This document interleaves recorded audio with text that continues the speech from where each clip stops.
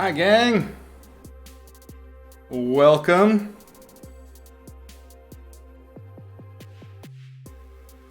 You know if you can hear me all right? Nox, were you talking about that weird vampire critter I made? Awesome. Avid, welcome. Good to see you on.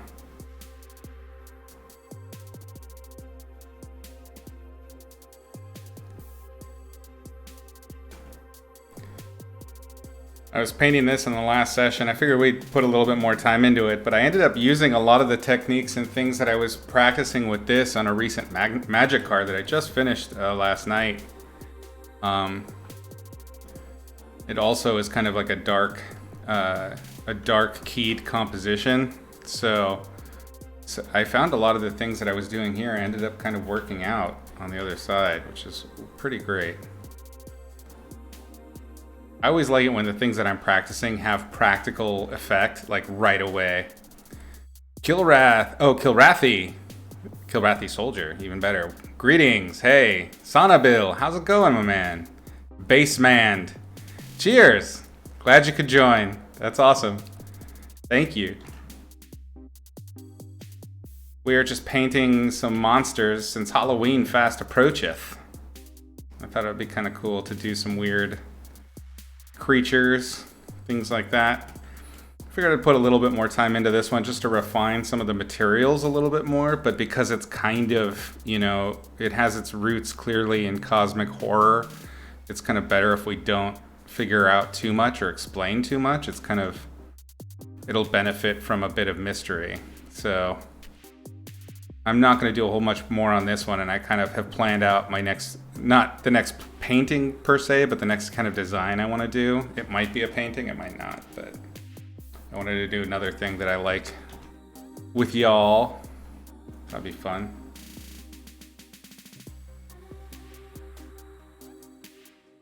You like the bucket head? Thanks.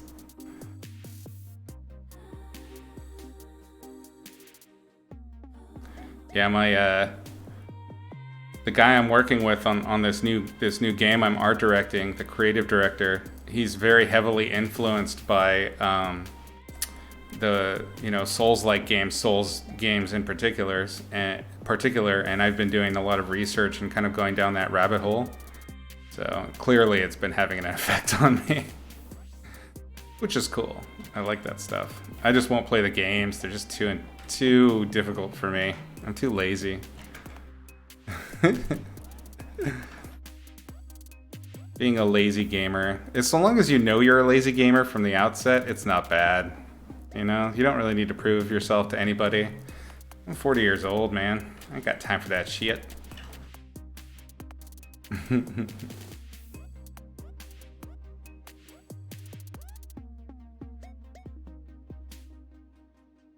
I already game too much, probably, for somebody that's old enough to be a grandpa at this point.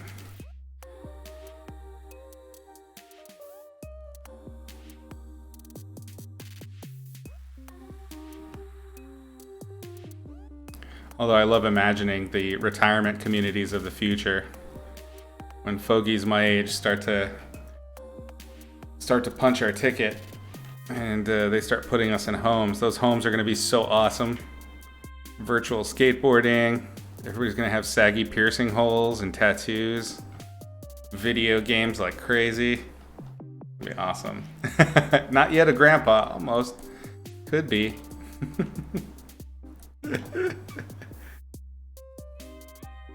Well, the way I look at it is just generationally, right? So basically two 20 years, right? So one was mine.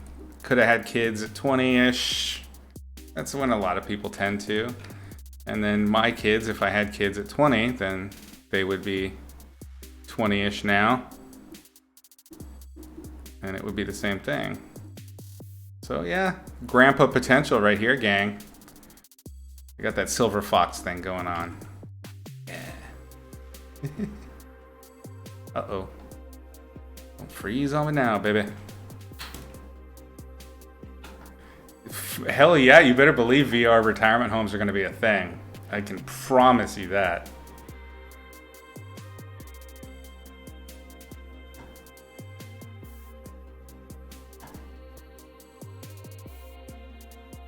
I am ready. Just plug me into the machines.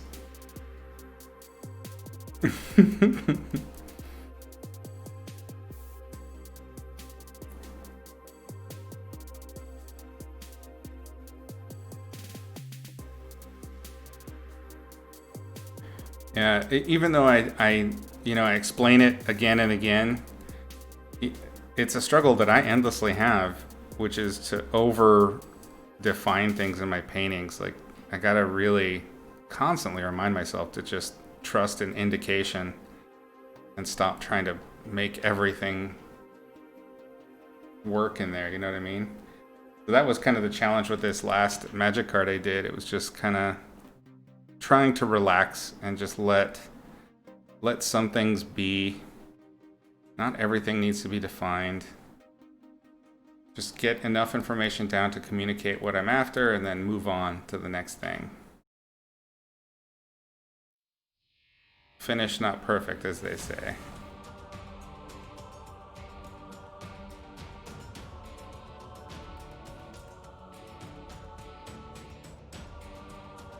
I have the spirit of a young boy. That is true. I still game quite hard, like the younglings. It's gonna look like something straight out of the Matrix, probably. Where's my volume controls? Turn this down just a little bit. You can listen to epic music, but it's hard to talk and paint. Well, epic music is blasting in your ears. You just want to start rocking out, you know, doing the heist, taking down the barbarian king. It can be a little too much. It's a little too much.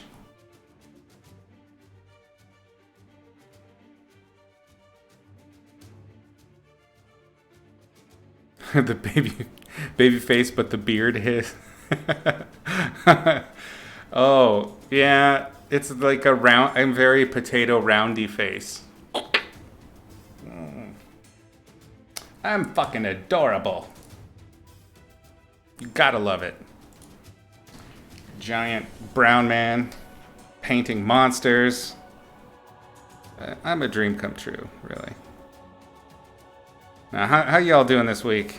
Everybody start off okay? Getting work done, enjoying yourselves. Do you have a good weekend? Any cool stories? Crazy happenings in your neighborhood? Ghost sightings?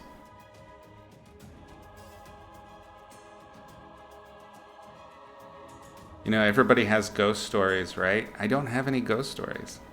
I have lots of stories. I could tell you stories about just about any topic you come up with, which is a challenge we'll do someday. But yeah, I don't have really any ghost stories. I have other people's ghost stories, but I've never seen a ghost. I'm a little bit jealous. Does everybody here have ghost stories?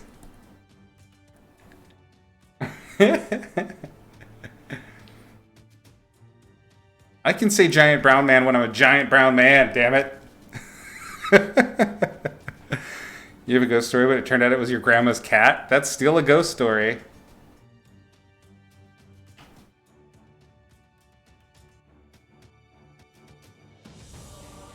None of my, like, spooky stories that have happened to me were actually ghosts. They were almost always real stuff. But they definitely scared the poop out of me at the time, I'll tell you that.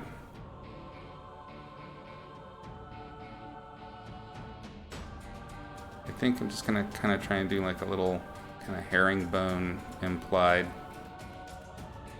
sort of beat leather texture there and just leave it at that. I don't need to mess with that anymore. It's good enough.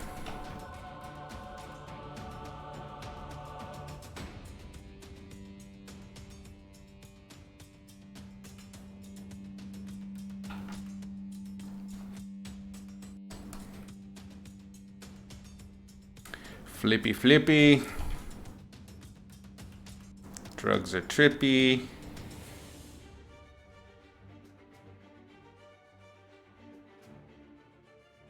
Okay. No, what do you think? You think we might just be overworking this one? Should I just start on the next thing? Or do you guys want to see me really dig into this and finish this one up?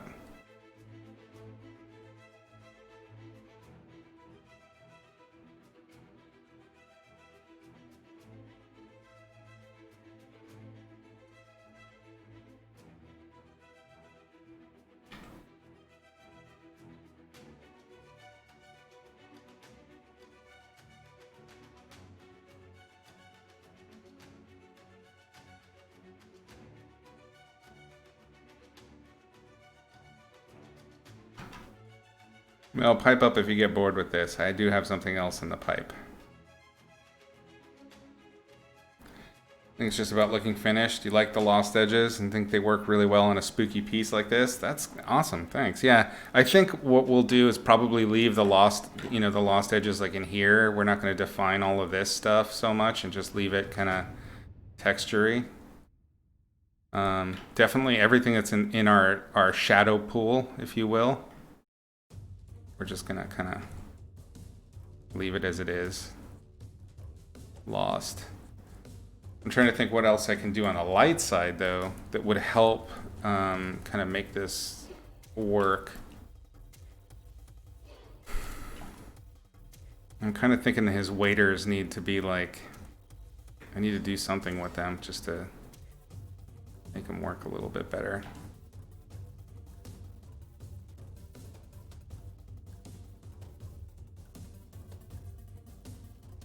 I do want to, now that I'm looking at them, I do want to make sure that I get the material to feel right. Like if I'm intending to make these waders, then they need to kind of have a little bit of a rubbery sheen to them, which I think will also look really nice and alien on this figure.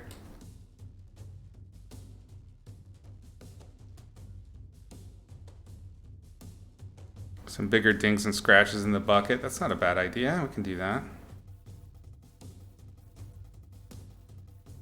I definitely kind of want to get like a almost a pyramid head feel out of the bucket so that it's like otherworldly.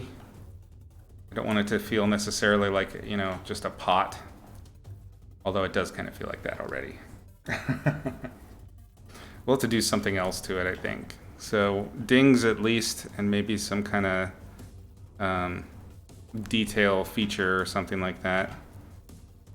Make these like more like dive boots. Square up the toe real hard.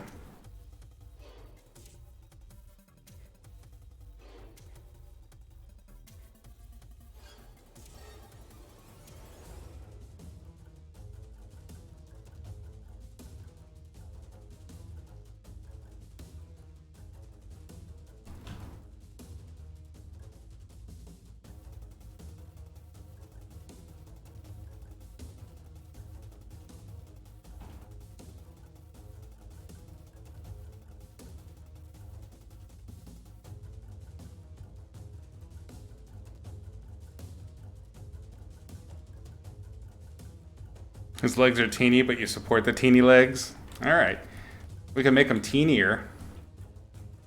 I guess they might be too ambiguous right now.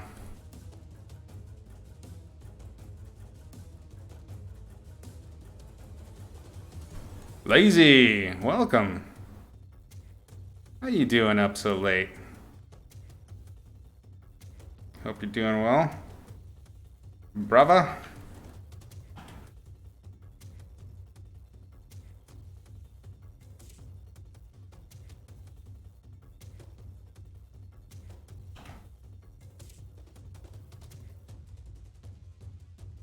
Probably good enough, I guess.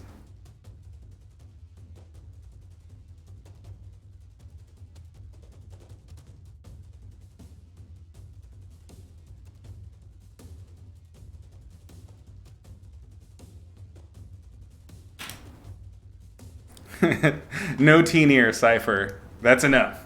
You draw the line at any teenier. Teeny legs are okay, except for extra teeny. College thesis, you made this figure sculpture based on geometric design you made, and a lot of people suggested that it looked like a pyramid head. Oh shit, yeah. Silent Hill is terrifying. Wow, I am I spend all my time on the computer, so I have no grip. It's so sad. You'd think that I'd have a really good grip being in front of the computer all the time. Come on. Clap for me. I can do it. Ah, there it is. Oh, they make these so slippery. You got crit tomorrow? Working all night? Hell yeah, lazy, that's the way. Get it done. We're definitely reaching OnlyFans time. Okay. I'll ease up today. Normally we're pretty dirty in here, but I gotta be good. There's kids, you know. I mean, like, kids exist in the universe, that's all. Yeah, I kind of want, like, just some chunky, beefy legs. Oof. Uh-oh. Having a hard time telling my values here because of the reflections from the lights, but hopefully this is not too dark for the area. It is really hard to tell. There's quite a bit of glare.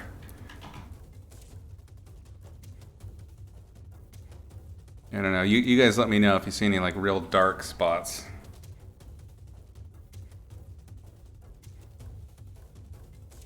Okay. All right. So let's add some speculars real quick.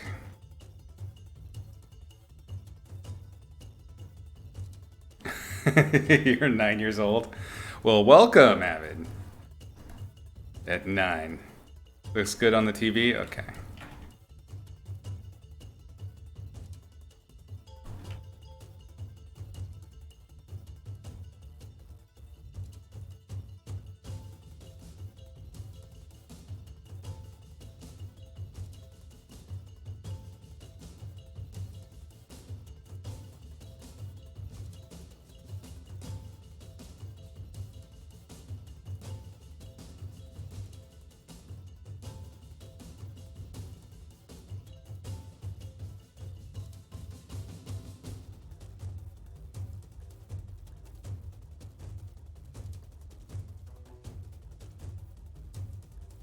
Okay, let's do a quick pass of kind of a rubber style specular.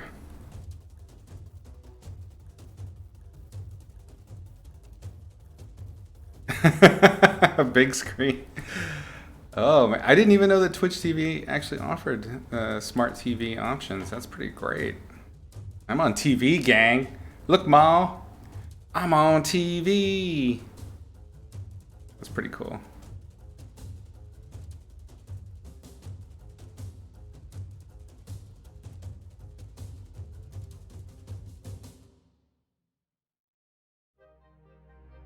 So you can see all my 40-year-old man zits. Enjoy those, my friends. When you got the oily skin, you got that shit for life.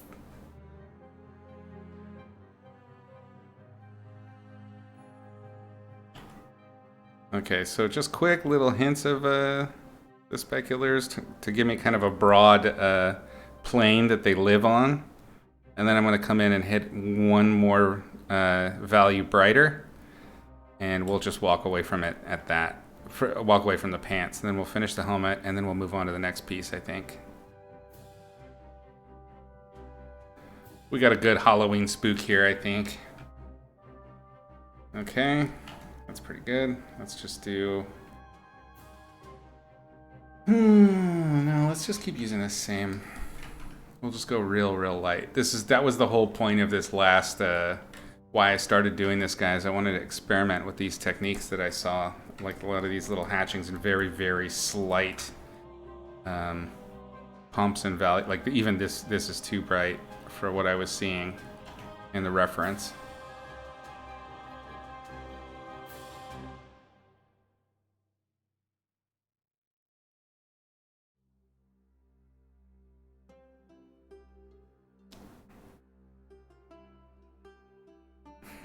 Follow me into the van if I offer you a log. Yes. We did joke, me and my friends, about renaming my boat Free Candy. For precisely this purpose. to lure the mermaids.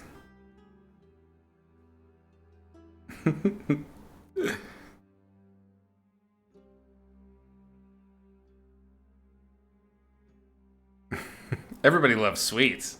That's how they all end up in the van. I'm on the television, not quite life-size. That's true. Oh, you're using the PlayStation version. Oh, nice. I did not know.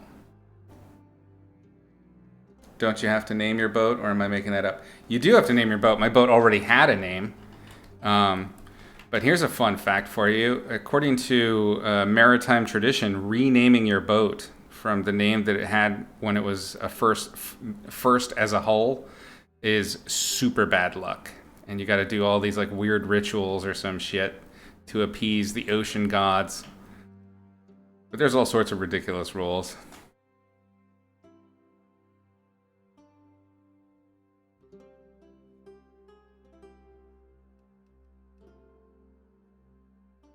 But some sailors take it so seriously. I mean, they get mad at you if you break the rules. They take it real serious.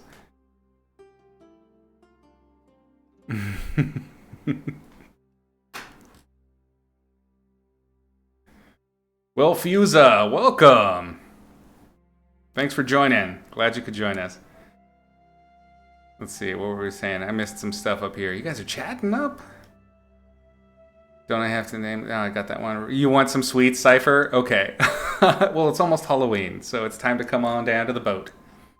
My sex appeal's so good that I lured mermaid.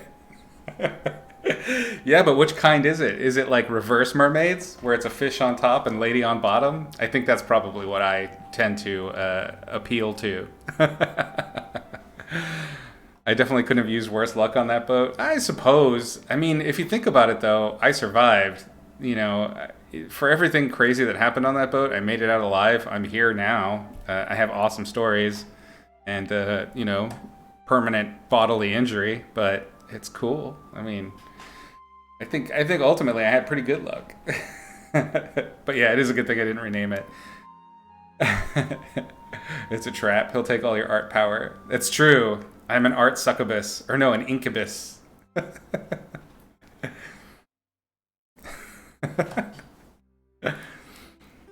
Oh, you guys are great. I love that y'all are joining me for my silly chats. It's very fun. I love this shit. Okay, we're gonna do just a quick specular on this back leg. We don't need much. It's all just little hinty hints and baby suggestions. Yes, I'm making up words.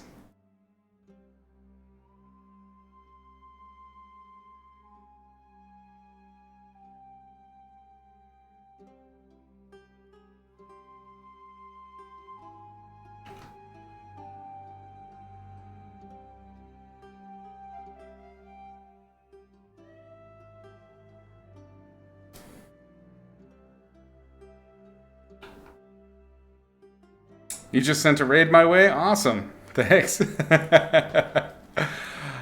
Oh, 6,000 people. That would be amazing, but not expected. Any visits are amazing. I love when people stop by and say hi.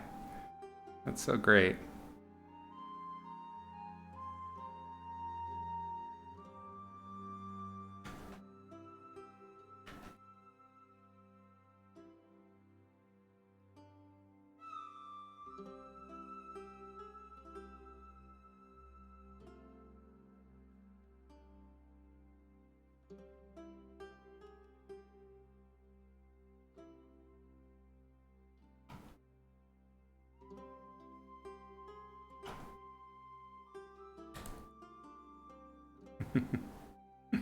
What even is that? I see.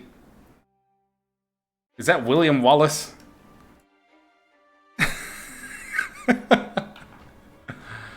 Oh my god.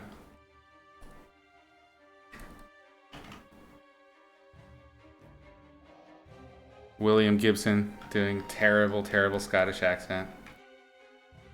Oh, I love ya. I always have.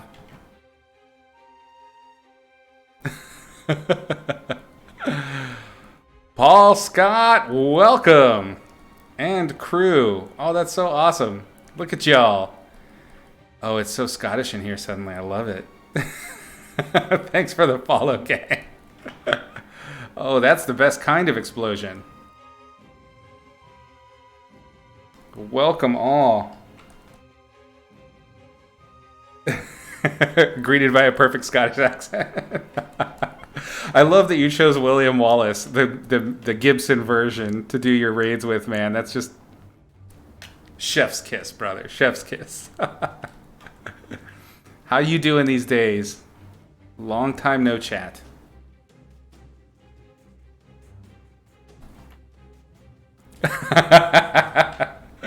That's dirty, Cypher. Awesome, awesome. Oh my goodness, so many follows, you guys. Thank you, thank you. I mean, I must acknowledge each of you because you're all so amazing. Namil, Ica Rocks, Sam Key Art, B-Bro. Oh, Paul, of course. Tom Dale Illustration, thank you. Toby Fox, I think I said that, did I? I don't know what's happening. Goober, I love it. Philippa, Psycho Clown, and Denman Rook. Hey, welcome all. Hey, and there it goes. Finally, the raid caught up. Thank you all for visiting. How fun. We're painting a monster. It's Monster Day, because Halloween or Samhain fast approacheth.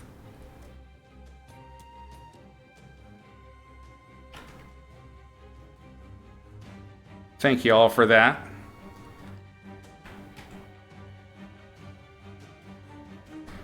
So I'm doing some kind of weird cosmic horror, Lovecraftian critter guy. It's kind of playing with some textures and value keying, little value pooling, which is nice. It's fun. And tentacles. I mean, always. Nate Paints. Robbie, hey buddy, how you doing? Welcome. Glad to see y'all on. Yes, I do give out free candy. Come on and join me in my van. It's a very safe place where there is candy for you, because you're special.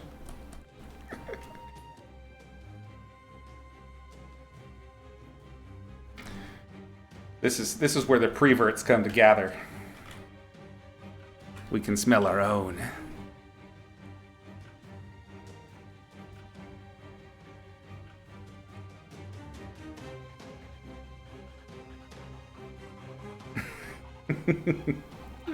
Robbie! That's awesome. How you doing, buddy? You doing better?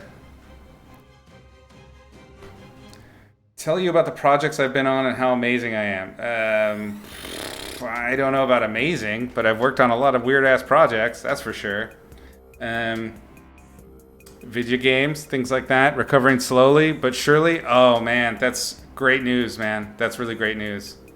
Yeah, I'm glad you're on. Are you doing some broadcasts too, Robbie? If so, I'll be following for sure. I'm sure you got a channel too. Paul, you're the one that brought people in. I gotta follow you. We gotta fix this shit. Gotta host you.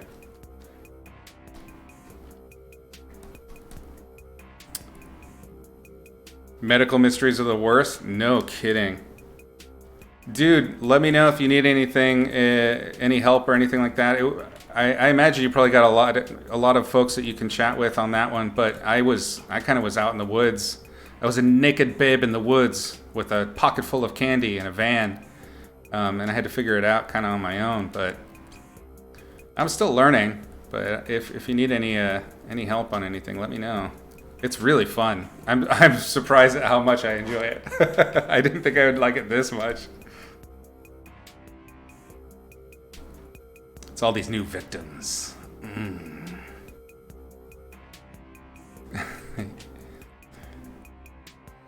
Jean with the plan. Welcome. Thank you for the follow.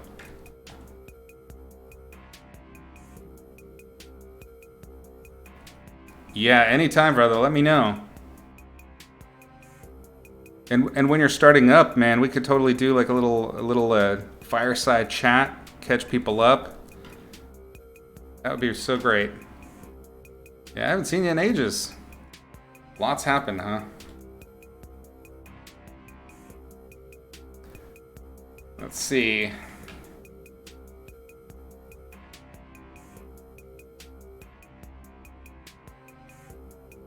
I don't know. I want to do some kind of goofy decorative thing with this pot so it doesn't just look like a soup pot, but I'm not sure what to do. My creative muscles they are weak and flabby. Yes, that was at Lightbox before the end times. That was the before times, the long, long ago. Yep, back with the Buckethead Dia. Just gonna finish it out, do a little bit more detail, and then we'll move on to the next thing, I think, today.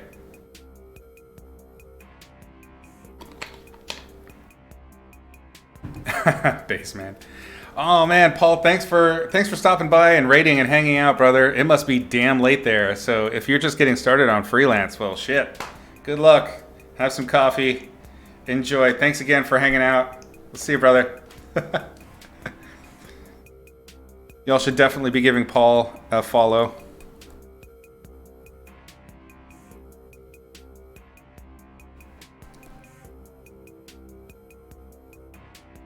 The fellow magic artist, fantasy illustrator, concept artist, and all-around good dude. I love our communities. Like it's such a great setup. That's why I dig doing this channel, man. You guys gotta connect with everybody because the community is the jam. That's where it's at.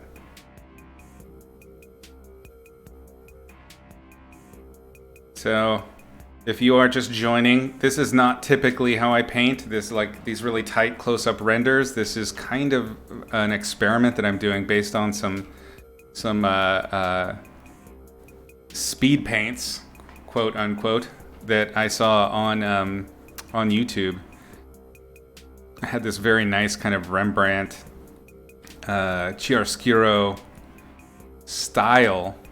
But it was all digital. But the effect that was pulled off was really impressive, and it was by doing these really tight, small changes in value. Pushing up from dark to only like medium dark, and doing it with just small brushes and just rendering up. And it's so antithetical to how I paint because I like to paint chunky. So it's been kind of a fun experiment for me. I like to kind of try stuff different than I would normally do it. It's kind of like philosophical arguments. It's kind of the same idea, right? Like you're kind of honing your process and seeing, you're throwing it against the wall to see what really is effective. And when you try other people's, you can sort of absorb through osmosis the things that will be valuable. And I think I've actually pulled quite a bit from this experiment that is already kind of helping out my pipeline. So yeah, I encourage trying to mimic other people's style every now and then, or mimicking their technique to see what kind of cool stuff you can get out of it. Let's make this patchwork, and then we'll finish on the helmet.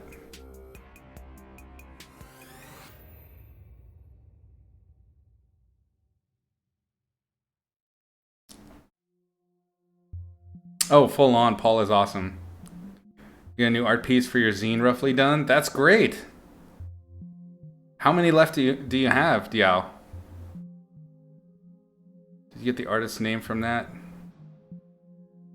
Oh shit, you know what? I totally forgot about that. You're right. 1 second. Let me pull up real quick. Oh man, that's so funny. I totally forgot.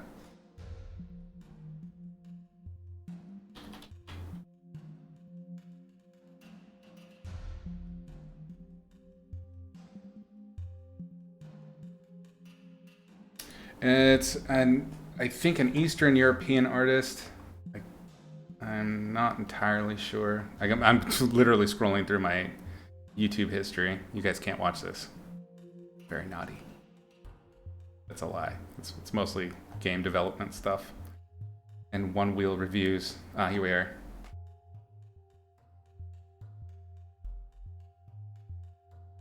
I can't play it because it's gonna have music. I don't know if it's okay to use. So I will grab the name here for you. I don't want to get in trouble with them.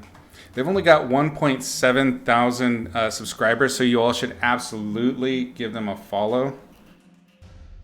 There's only a few videos up, but I think there's some great value to the technique.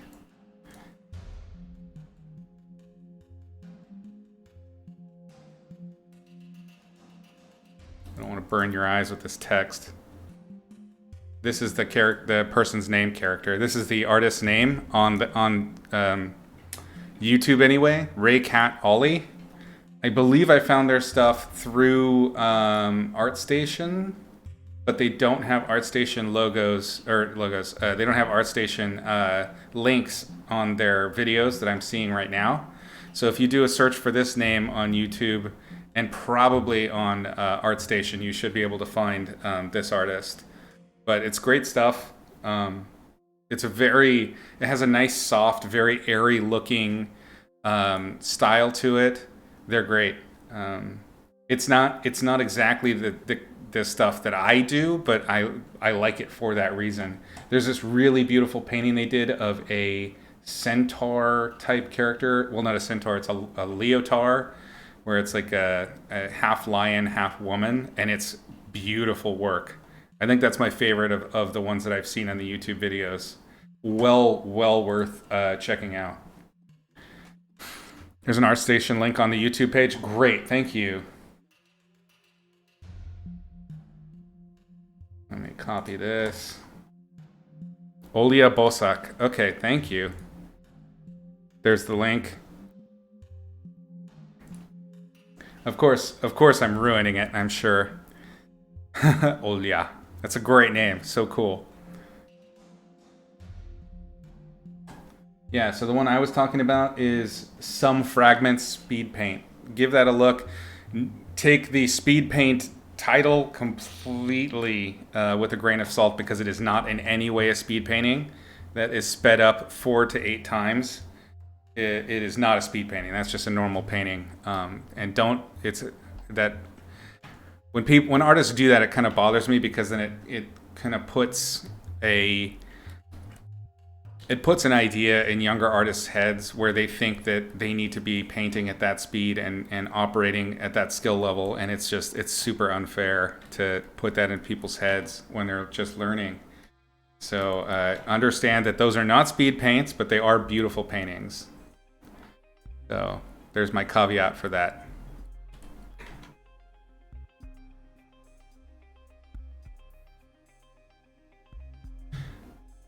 I think that kind of, the whole speed painting thing as where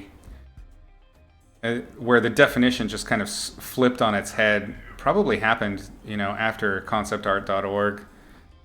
I remember that was when that conversation started to really take place. Like, what is a speed painting?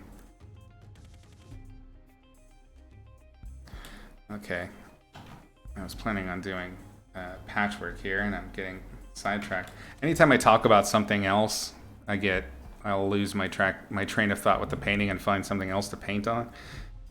I don't know if that happens to you guys when you're working, but holy crap. I'm so guilty of that.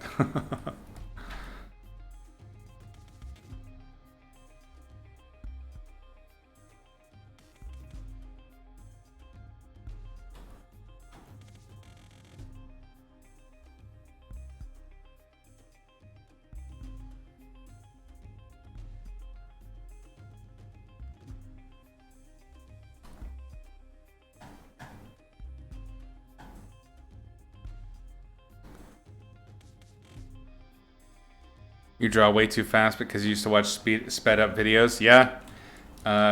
Speed does not necessarily guarantee good. Speed is not, in many ways, speed can be counterintuitive to learning something. It's not about the speed, it's about absorption and practicing the techniques and the skill base necessary to do the things that you're trying to do. And if you get caught up in the idea of spit painting or speed painting, however they're calling it, you're gonna run into a lot of setbacks, mostly psychological. Just be careful with the stuff that you take in and you assign the value of master. It can bite you in the ass. And so right on the speed painting, you can only think of 20 other things that popular artists do that just is cruel to younger artists, and that was back in ArtStation days. Yeah. You jump to various areas of an illustration way too much. There's nothing wrong with jumping around, Denman. In fact, that can be really good. I know some artists that actually jump from illustration to illustration, so they'll have 3 open at the same time because they need to spot around. I don't think there's anything wrong with that. If it works for you, it works for you. The important thing is getting it done, you know? And that is a challenge in and of itself, believe me, I know.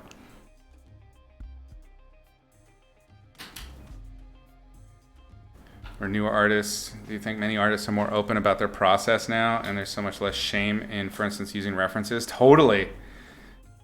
Giving people unrealistic expectations. Yeah, I remember a time, actually, Cypher, way back in the day, like DeviantArt times, there were some artists that used photos in their paintings, and it was this huge foo-for-all, like major dramas in the forums. Like, it was horrible. And now it's just totally normal to use reference and to even photo bash. Is nothing unusual about it at all. It's industry standard. Kind of crazy how that changed.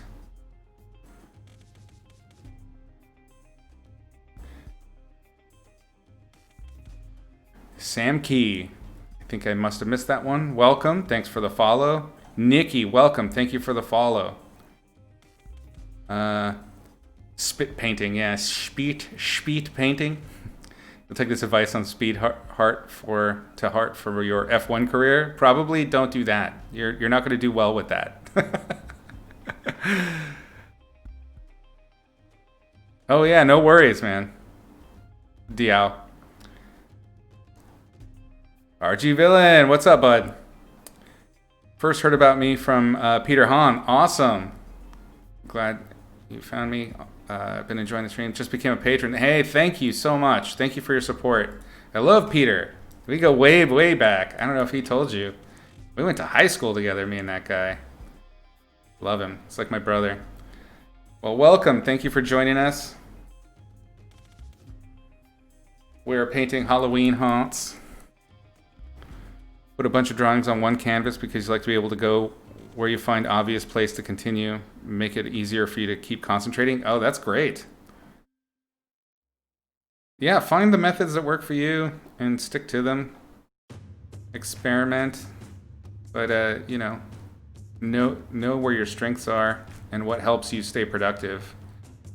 That's something I'm constantly having to remind myself of because I tend to... Like, I like to watch TV or something like that in the background when I'm doing rendering. So, like, if I'm working on a magic card and I'm in, like, the last third of it, then I'll put on a TV show or something like that. Then I can kind of half pay attention to it and work. But if I'm doing more intensive stuff, I can't have TV on. I gotta listen to just music. I know some people that can't even listen to music because it distracts them so much when they're working. Can't imagine. Just silence. Yeah, that's weird. Kova, relax. Kova's pitching a fit right now. There's some green flesh in there, because why not? If you listen to music for day job and art, yeah. I think I need at least music. I need something. Keeps me pumped. You can't listen to music, lazy? Oh, no. Well, what are you doing watching this? You're up all night to work on your finals, man. This has to be super distracting because we're actually talking to each other.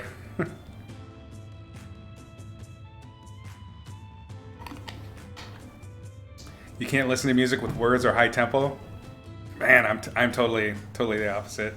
I get amped when I'm listening to like high tempo music. I find it like techno, anything like that that's real high energy. I really like EDM for working because it keeps me amped. Totally get that though. Really have to fight to not tab out and read Twitter or something. Oh my god. Oh, believe me, I feel you. It's really hard.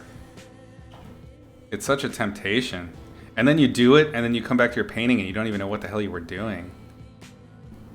My favorite is when you open a tab and you don't know why you did it. You just it was like a weird, just habit.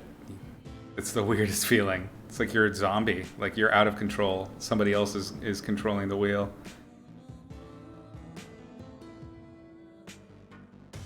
That's how to get you.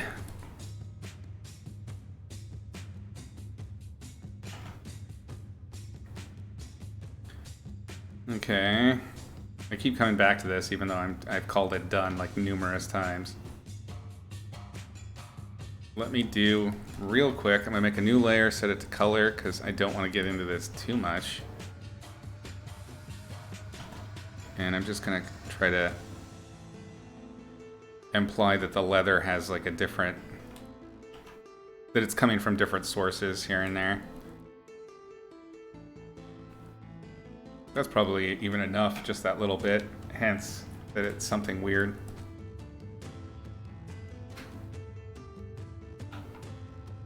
Can't listen to music with lyrics if you're focusing on troubleshooting, but you're fine when you're just being creative. Interesting. Mentally tabbing out, yeah. You're fine with random thoughts flying around when it's super stressful. You try not to listen to your own thoughts. Ah, listen to other people talk. That's not a bad idea, you know, just kind of learn to turn the brain off. That's a useful skill.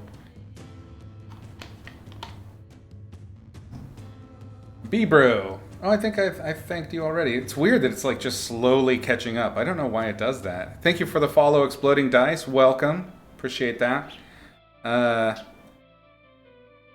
Definitely have different genres for different activities. Me too. So with music for me, I know I've had lots of talks with different people about music in the past. And one of the interesting things I've learned about a lot of folks is they listen to music to match their mood. So like when they're feeling bummed out, they want to listen to like some bummed out music, or when they're feeling amped or whatever, they want to listen to something that keeps them amped. I actually can, so I'll listen to music depending on the mood that I want to feel, and then the music gives me that mood.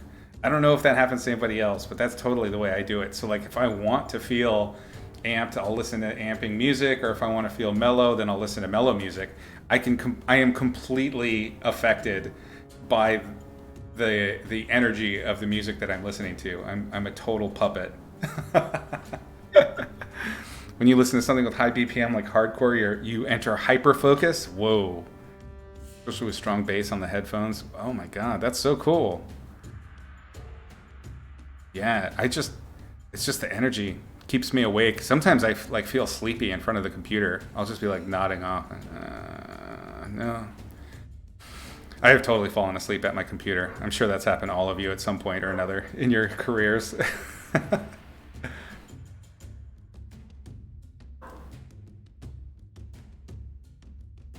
We've got a melancholy channel. So when you're bummed and want to stay in that state, okay, totally. That sounds like you're like me, Cypher, where you can kind of let the music guide you. No way, villain. I ain't about that.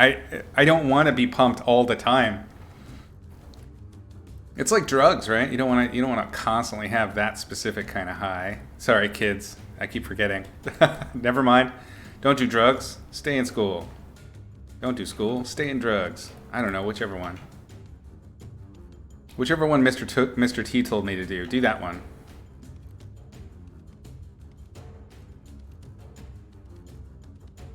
No. Oh, right. We're in color. Sorry. I'm just going to kind of hint at stitching. We don't need to go too deep into it. Just a little here and there. Maybe where it crosses the chasm. Good enough. Okay, so we need dents and we need details on this pot.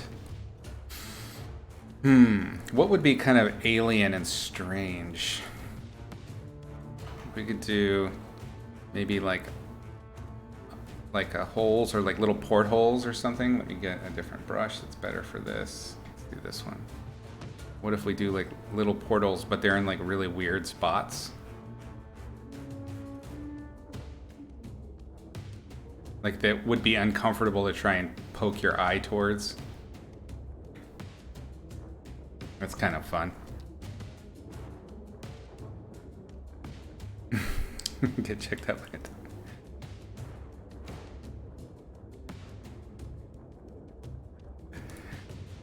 Everyone at your school did drugs, so you dropped out because you weren't doing drugs? That's kooky dudes equal. You totally relate, yeah. Pity the fool who gives up drugs. I think you're probably right. I think Mr. T probably was down for the occasional drug use. He just seems the type. In that he has a mohawk and shitloads of jewelry.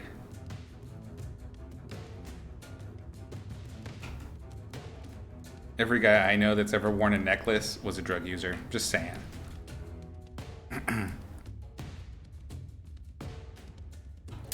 This reminds you of Splinter Cell, really? I don't remember this scene in Splinter Cell with the tentacle monster.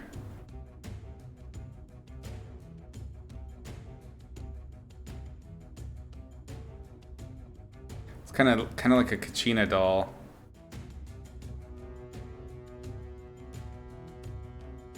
Yeah, now that I'm looking at it, it definitely kind of has that feeling to it. Now it's telling us about Paul Scott.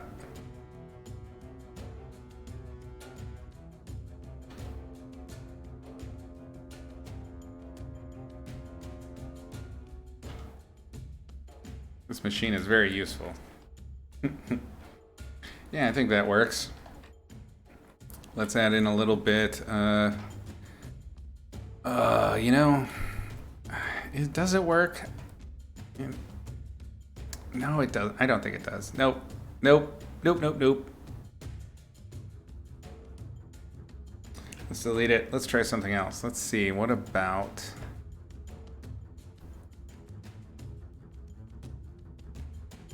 You liked the holes, Denman? Damn it. Now I'm kind of thinking it might be interesting to do like a little grading or something.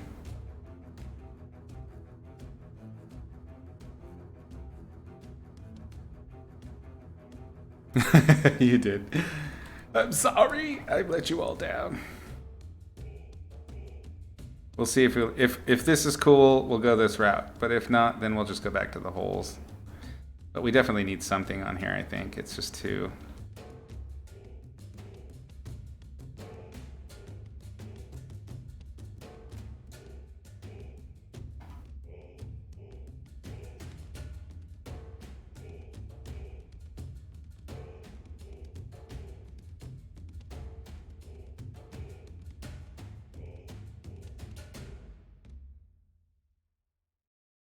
I've never played Rainbow Six. It looked cool, but it's probably too hard for me. I'm a simple creature. That's not true. I don't really like straight Call of Duty. I like tactical stuff, but I've never actually picked up Rainbow Six. Most of my gaming is really social. I like to play for my friends that are on. So I kind of just play whatever they're playing.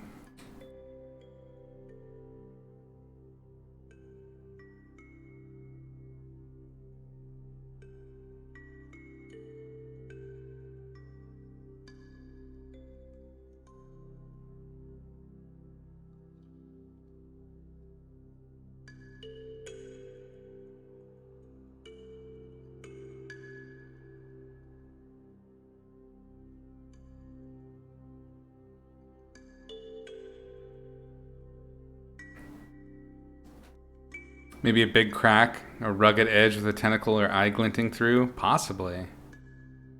Be able to see his face? I don't know, I'm thinking the mystery of not seeing his face is more might be more enticing. Like it's just this dark hole that you can't see into.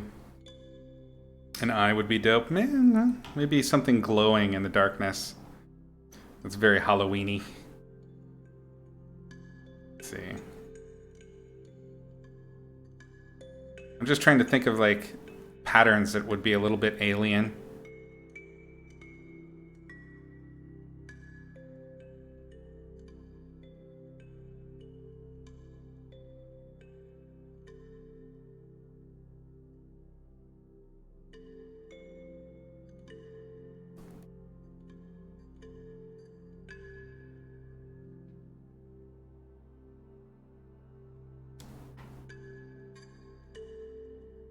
About vertical slits, kind of like his face is in a cage. Instead of eyes, two tiny arms. Oh, no, buddy. That's great. That's a cool idea. I like it. Thank you for the follow, Papuhatu. Whole new painting in this guy's face cage. Yeah, I think we might be in here locked in for a while. VL, thank you for the follow. Welcome to both of you. Glad you could join us. Oh man, that's little baby hands poking out. Gotta say, there is something quite tempting about that.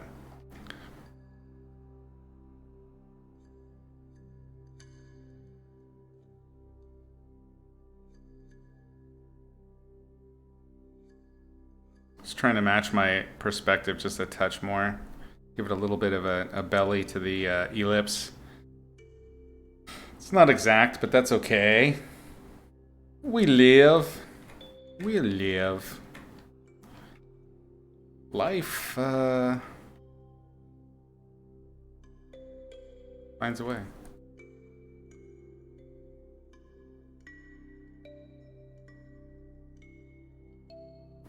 Okay, let's see.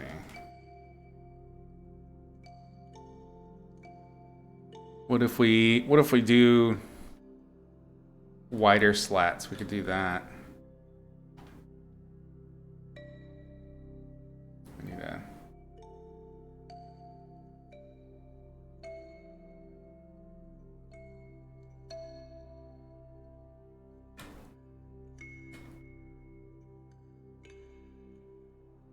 Let me go a little bit darker here. Oh, glare, you're killing me. I cannot see this at all. I am completely guessing. Hopefully that looks right to you guys. I can't tell!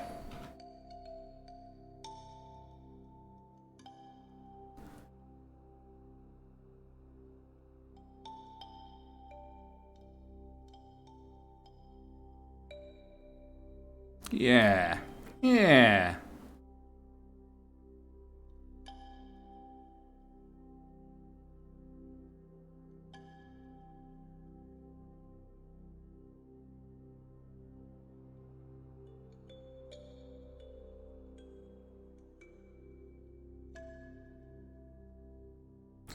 Yeah, that's kind of cool.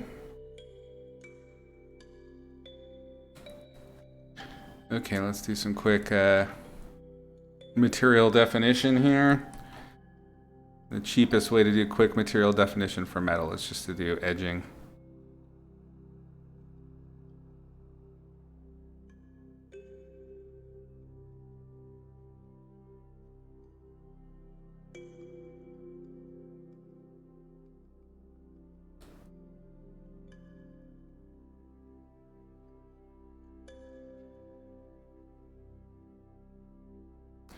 I think it will look more sort of savage if we make the bars sharp. Like if you try to poke a tentacle in there to scratch your eye, it'll get chopped off. Doom.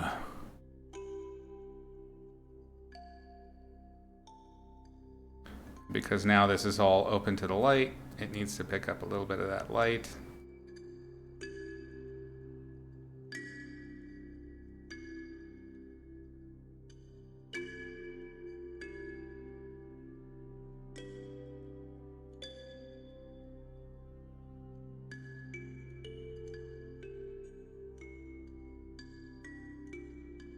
Oh, come on now.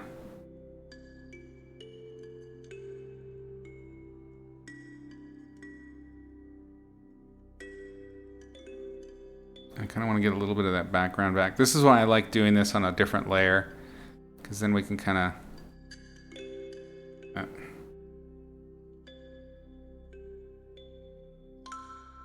almost do a history brush style approach.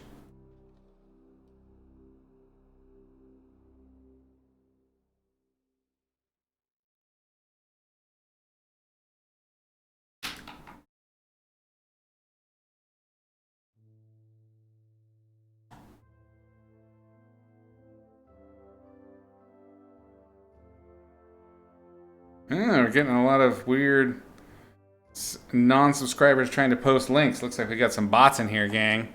How many of you are real? Am I just talking to myself? Is this real? Is this reality?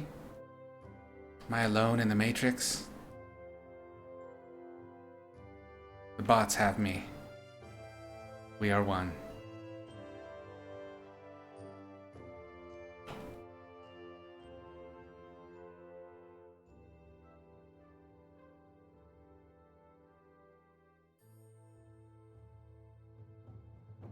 Just going to use a texture brush to kind of fill this out a little bit.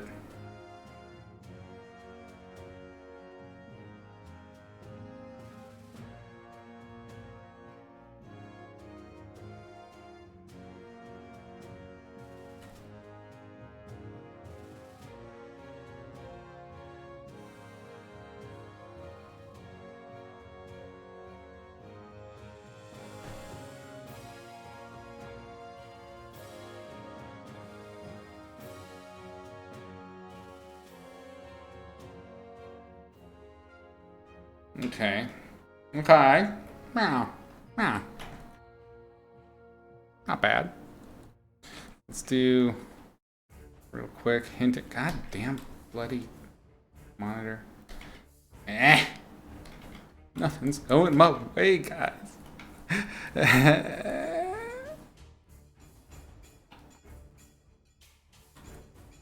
Ask yourself if you're real per diem. You're a hologram, beware mirror. Unacceptable. We're very racist against holograms in here. That's a fact. What is real? I do not know. I am not the one to answer that question.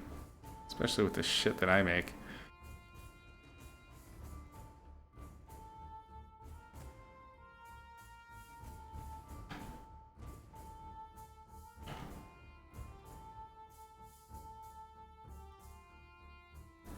All right. Big changes happening. This is good. I like big change.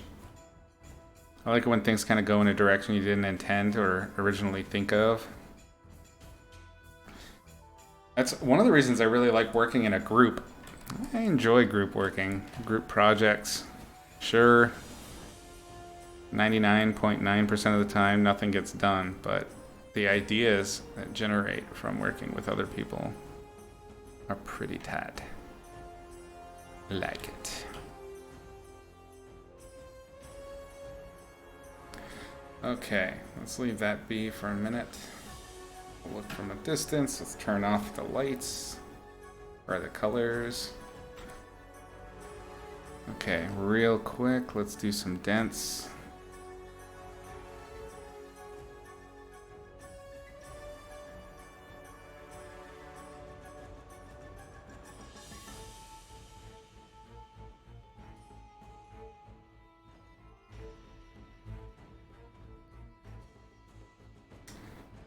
Grab this guy.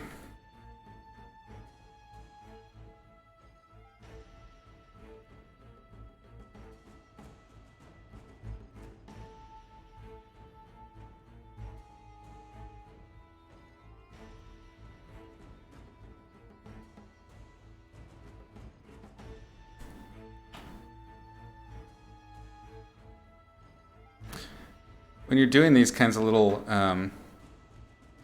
sort of push and pull details into the depths of metals and things like that, it's really important that you remember where your light source is at and how it's going to, how these different planes, how they shift in space going in or out, are going to change where the light is hitting. And remember the first three rules. If you're new, you can check out the first three rules on YouTube. Hit it up at youtube.com/Izzy Medrano and look for the 3 rules to better your paintings. And that is the very first lesson of my my series, Izzy's Logic of Light and Color. And on that one, you can see these essential rules, because you can't, I mean, honestly, everything else about painting will stack on top of this essential knowledge. And that's what I'm talking about right now when I'm talking about angles to the light source and perpendicularity. Let's go ahead and knock in this edge a little too, which means that we can kind of pick up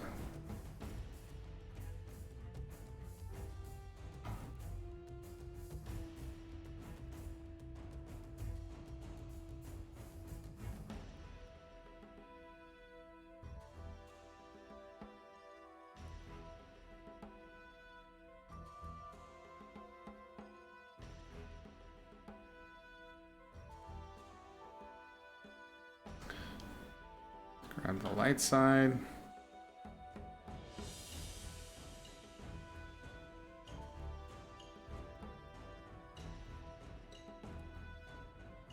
A little bit brighter.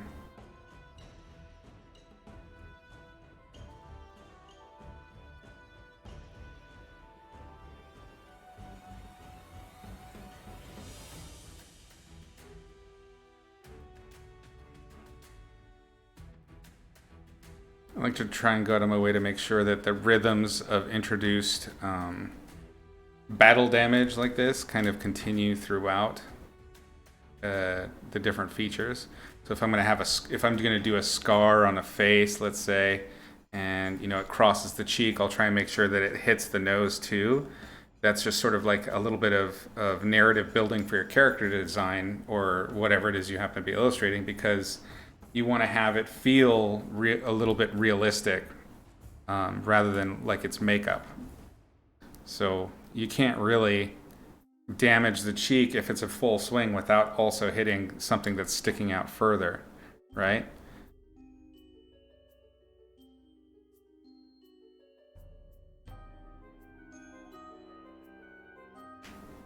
You like cutting into surfaces?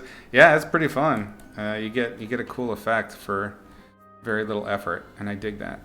Again, laziness being my prime motivator with just about everything in life. Admit it. I is what I is. I'm a monster.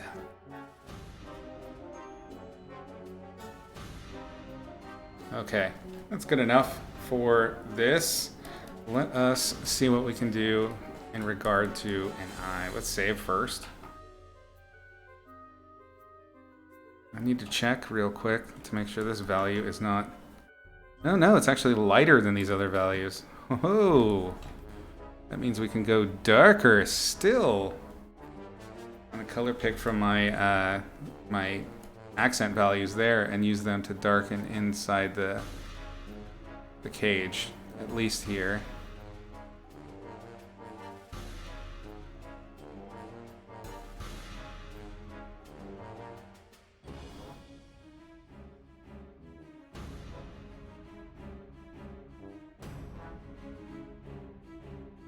Yeah, just a little bit more value takes it pretty far. Okay, let's do one more layer. Let's see, what color should we do for the eye that would fit this scheme? Probably some kind of purpley pink.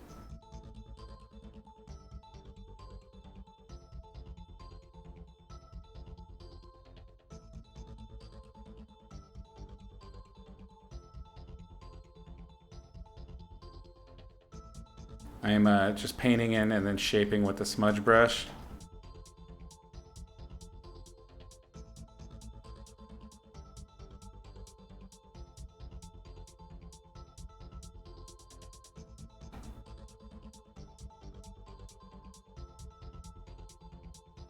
You knew I had to do a messed up version of this. Come on. You know who you're talking to. Come on. Come on, Jack.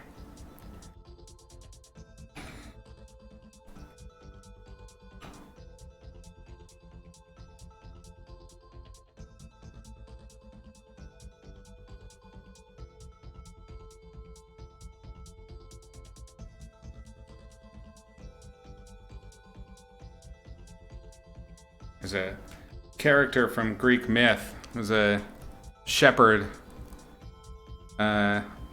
that was the shepherd of the gods' flocks. So on the pantheon, they all had special, special cows and bulls and sheep and things like that. And they trusted their super special flocks with only one shepherd, who was a demigod, I think, named Argus, who had 1,000 eyes or something like that, or 1,000,000 eyes. And he was said to never sleep because always one eye was open. So whenever you see security companies that are called Argus and things like that, that's the story they're referencing. So we're doing our fucked up shrimp eyes version of Argus, I think. Let's get some pinky pink.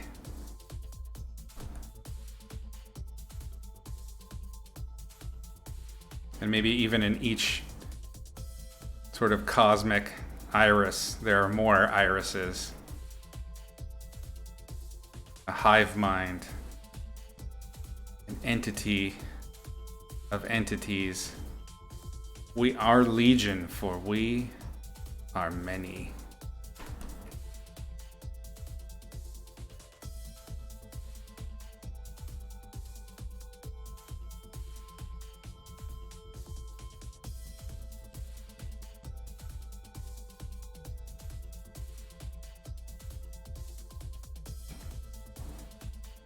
It's a bit too even, you think? Okay, well, we can definitely carve some out. No big deal. That's pretty easy.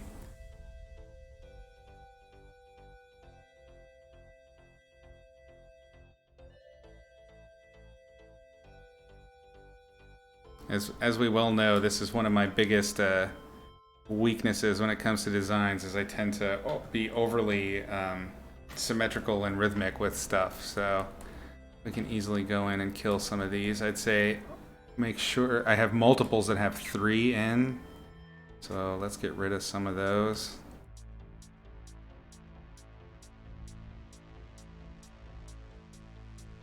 This looks like it's symmetrical with that eye. We don't really need any high ones. This one doesn't look like it's looking in our direction.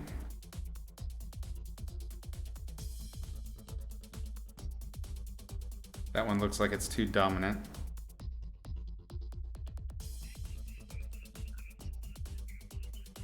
Grab this one and move it over here. Yeah, I think that was a good call. Good direction. What do we see here?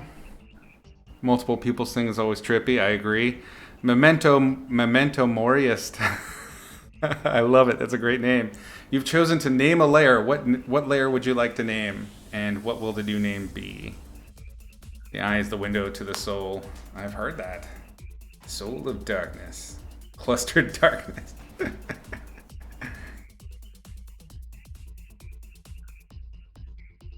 You can satisfy your name a layer at any time. Memento Moriist. No worries. You lean in whenever you're ready. Okay, let's do real quick. I think let's turn off the lights or the colors. I keep saying lights.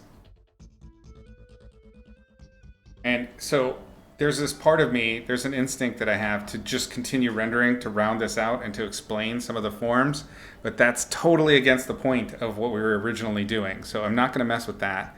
I think what I'll do is I'll hit it again with another spot of screen and the light sides, and I think we're done. And we'll just, the key here is to hold back rather than to follow where I would normally go. And then we can start on the next one, and then we can do something a little bit more Izzy-esque. The eye layer, let's call it the Poppenstein Einstein. I love it. I'm copying that because I'm not going to spell that out very well. The eye layer, where are you? Where are you, my friend? We just want to poke you in the eye. Lovely. There you go, my friend. Thank you.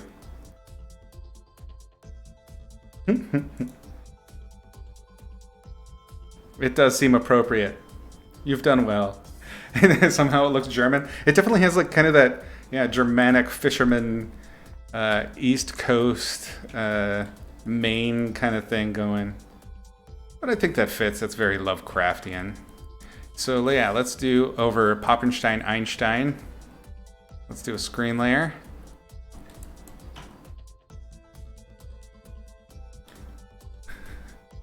It's suspicious that Izzy knows all the accents in the world. I do not.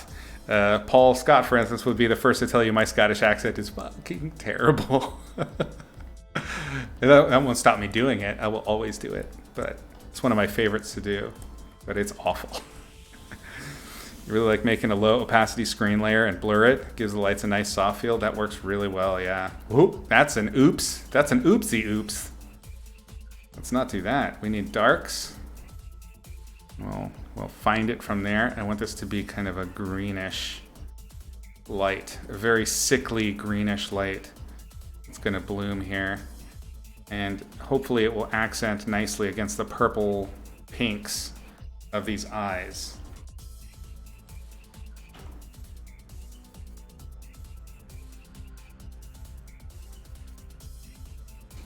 I have always found the complements of purple and green really pretty, but also super alien and kind of creepy, which I always found funny that was the colors of Barney.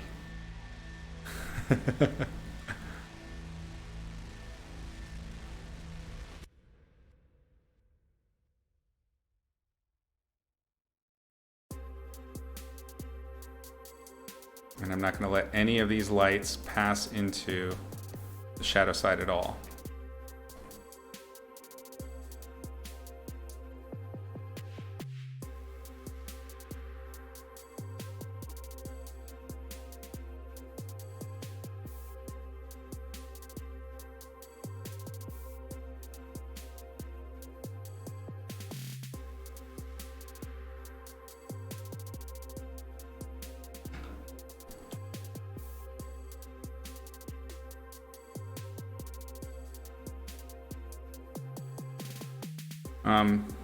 I'm not going to be uniform with this. What the goal here is to make it feel like a spotlight. So that means to pick a center point where that light source is going to be the strongest and then fade it out from that center point.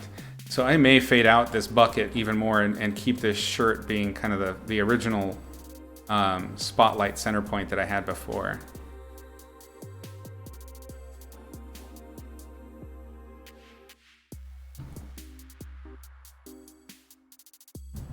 So even though I do have speculars up there at the top, I'm following the material there, but I'm using narrative lighting in order to add a greater deal of mystery here and weirdness.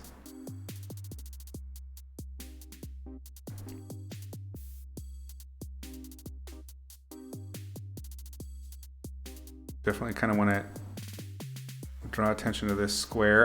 Or X mark. I don't know why it's there or what purpose it serves. But it seems to be an important detail, and we're just going to let it be that. And not dictate for the viewer what that will be. We'll let the viewer decide. I'm very much a fan of the death of the author in that respect. And it also, that philosophy ties beautifully into my laziness, because then I don't have to be accountable for anything I do. I just go, it's symbols, go do stuff. Imagine what you like. Whatever you like, that's what it is. And that's the philosophy. It works great. Yay for lazy. I'm a great teacher. Hire me. No, don't do that.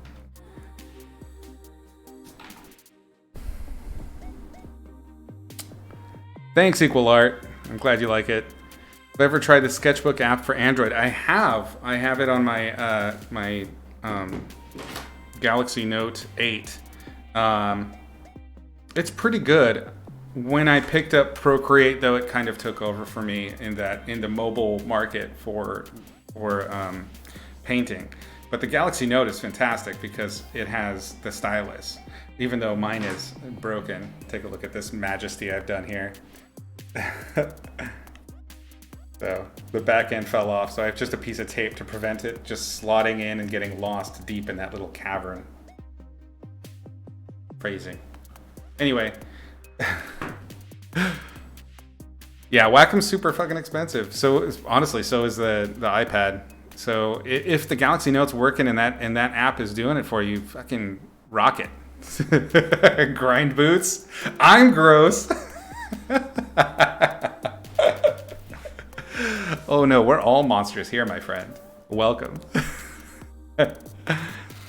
It's been quite a good sport. Quantity of layers is shitty, but thanks to that, I've learned to use less and less layers. So that's good. I mean, especially for painting, it's good to learn to manage your layers and keep them fairly tight. Memento Mori gave a follow. I think I saw that. I don't know what the hell is going on with the timing for the graphics, but thank you. Welcome. We've been chatting. Briefly tried a lot of apps, and Ibis Paint has been the closest to a desktop app like PS. Huh, I haven't tried that one. Use a sketchbook app as well, lazy. Really, on the PC? I've never tried it. You broke your Note 8 the same way? Yeah, what really sucks is, so with mine, I was skulking about on the docks one dark night, and I had been so good. I'd had this thing for years and never had a crack. And one night I was skulking around drunkenly, and it bumped into a wall, and it just made this little click noise. And when I went to go and open it later, it had this long crack down the side. And now it worked fine, but over the last couple of months, that crack where it ends, the whole top half, I can't use touch. It doesn't use touch sensitivity anymore, which is super annoying. So I have to have the stylus in there all the time. Boo. Boo earns. Stupid Note 8. It's the best phone I ever had. God damn it. Couldn't get on with Ibis. Sketchbook has done it. And now you're married to Sketchbook. Hey, that's fine, man. Like I said, whatever works for you, use it. For the longest time, I was trying to push myself into Painter because Painter had much better brush effects than Photoshop did back in the day. That was when I was in college. And I used it pretty exclusively for a long time, but Photoshop won me back. It's just so sexy with that bloat. Love it. You got completely fucked when you were traveling in Bhutan. We're stranded without a phone. Oh no, while traveling is probably the worst time to lose your communications devices. That's some sad shit. Definitely all feel like they need a lot of getting used to. Honestly, that's the biggest issue for me with any app is, I think at a certain point you have the creative skill and you have at least the taste, and then it's just kind of figuring out the damn UI is such a beast. Okay, I think we're done with this guy. And we're definitely early for a finish on the stream, which is fine. So what we'll do is we'll start a new painting and a new story. We'll just group all this stuff. And then turn it off, save. Always be saving. New layer. All right. So the next thing I was thinking about painting to follow in our Halloween ways.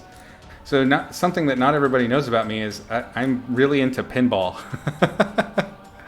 I'm not good at it or anything. I just really enjoy pinball.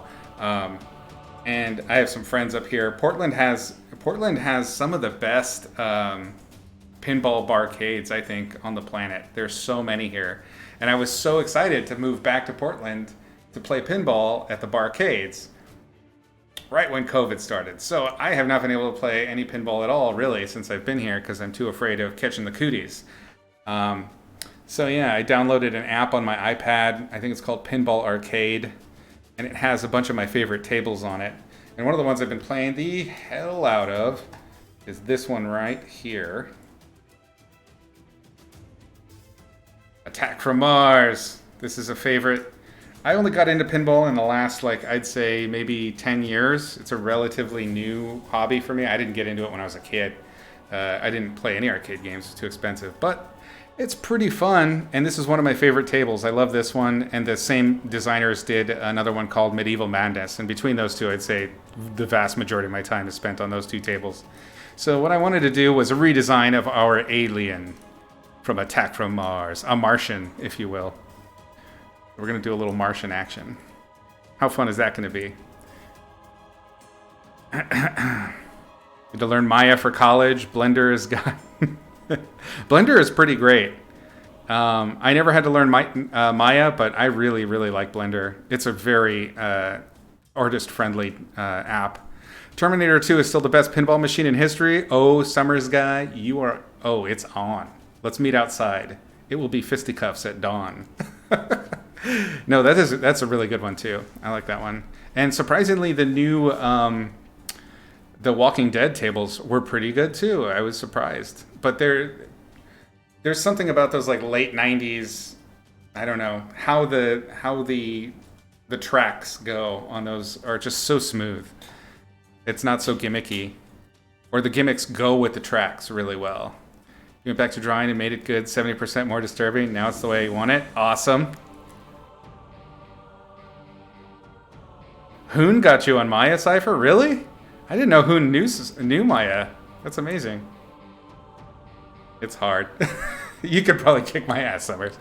But my thumbs are strong. I have the good thumbs. And the quick fingers. Watch out for those. Gang. Alright. I want to paint a monster. I like to paint a monster. He's gonna have that big brain and the goofy eyes and super stupid looking. I just want him to look different, that's all. Those things are iconic as hell, though. Did it do an animation in Maya? Nate Paints, thanks for the follow. I think I may have thanked you already. Again, I don't know what's going on with my notifications here. Welcome, if I missed you. It took 3 days on 3 computers to render the incredible amount of 30 seconds. When was that? If that was a while ago, I can believe it. Like when I was in school, that's actually pretty good.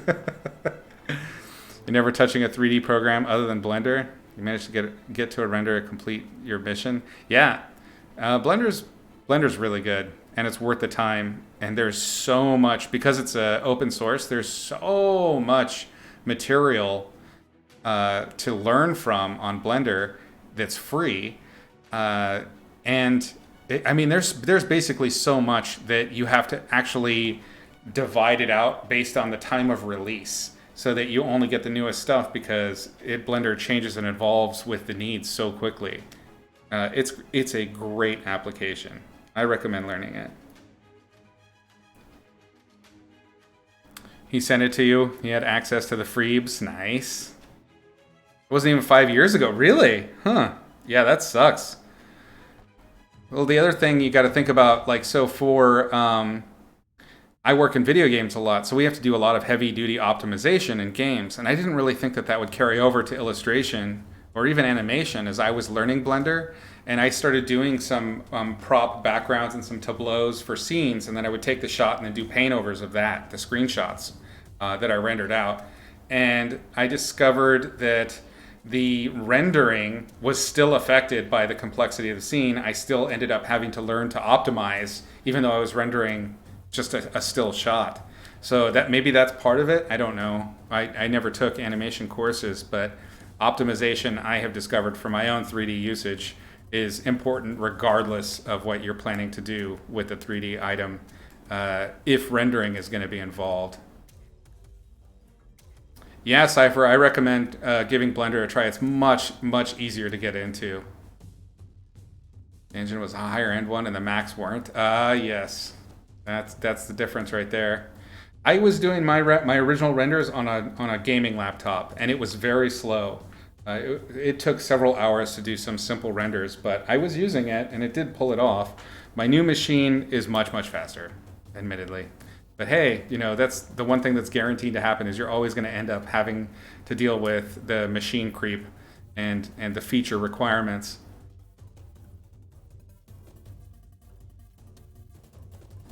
You do interior scenes for your architecture course. It's helpful. Oh, yeah. Cypher, you're not too dumb. That's horseshit. Nobody's too dumb. Blender's pretty awesome. It's pretty easy. Yeah, I think Grind Boots is right. It is the easiest 3D program I've ever tried to learn, and that's including ZBrush, which I thought was pretty intuitive for me just because I love sculpting traditionally.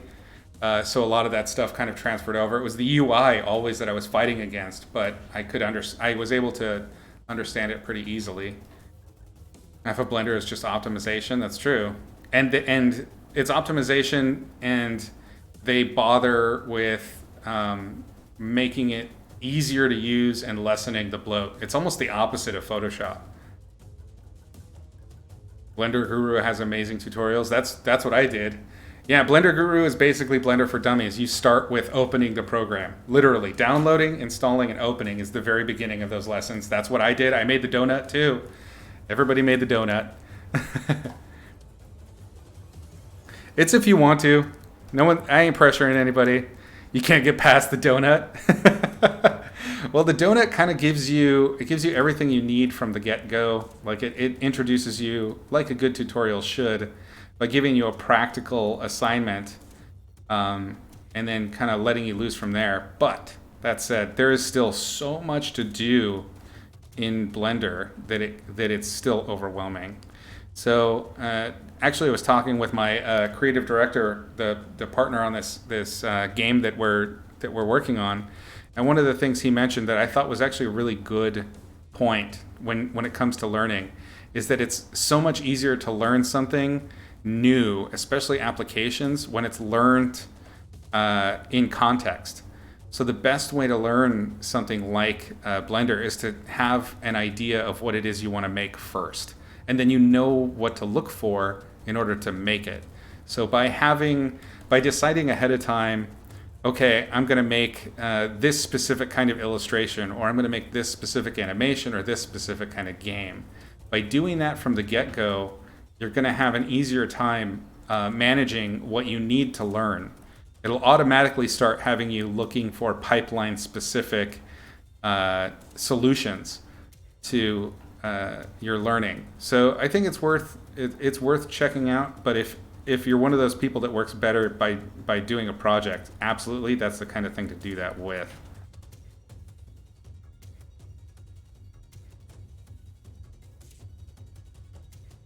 And that's what I ended up doing. Like, I learned Blender much, much faster once I started trying to use it specifically for illustrations.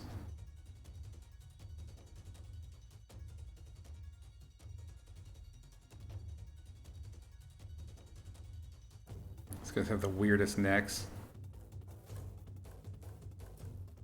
The important feature is the brain head and that they have 4 arms. So I'm going to include that in here for sure. Get a little bit of Rubber Johnny going on. That's cool with me. Maybe even drop the cranium down, or not the cranium, but the shit. Forget the name of this part of the brain. Because mine is melted from drug use. Don't do drugs. Drop it down, make it hooded a little bit. And these things, these aliens in the game are just total perv balls. They're always kidnapping hot women. So I'm gonna just give them huge groin.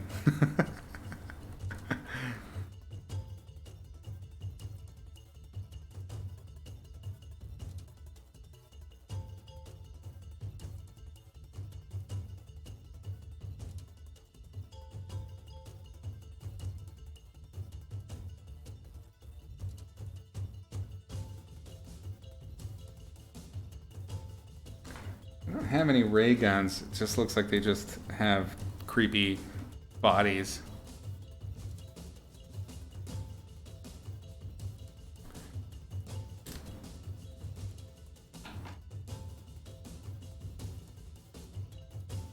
Oh yeah, I did the same thing with SketchUp. I used it for college assignments, and that's how I learned that one too.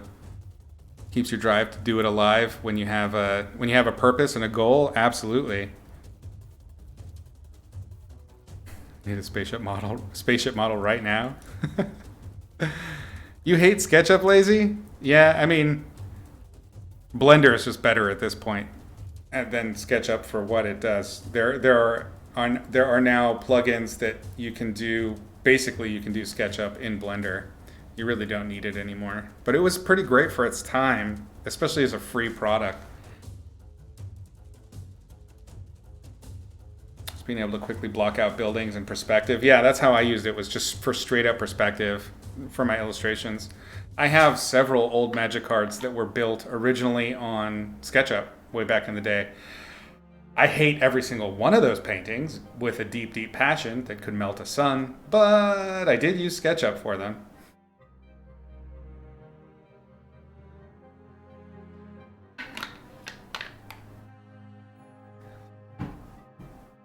I need to stop doing portraits of you in the stream. It's just, you're so damn beautiful, Lazy. You're so beautiful. Rapson, thank you so much for the follow. Welcome. Should be doing more portraits of people in the stream. That's a possibility. Gray Voices, hey, how you doing? Welcome back. So, that might be interesting, doing portraitures. That's something that I did way back in the day on DeviantArt when I went under a different title. Yeah, I used to do muse portraits of the fans. That's something I might resurrect. I don't know. Are you guys interested in anything like that? Would you be interested in having your mug painted into a monster live?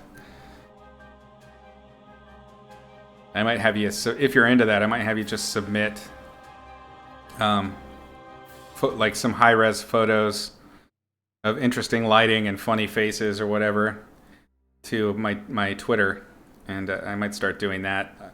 Maybe one portraits day or a couple portraits days a month, if that's something you're interested in.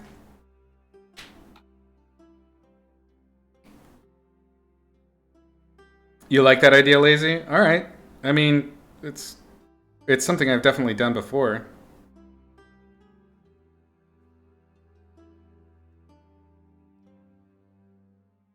That's awesome, Equal. Open it to IG too. That's not a bad idea. Do a little invite. All right. You're too old for Twitter. Oh, Cypher, are you saying you want me to paint a portrait of you here live on Twitch?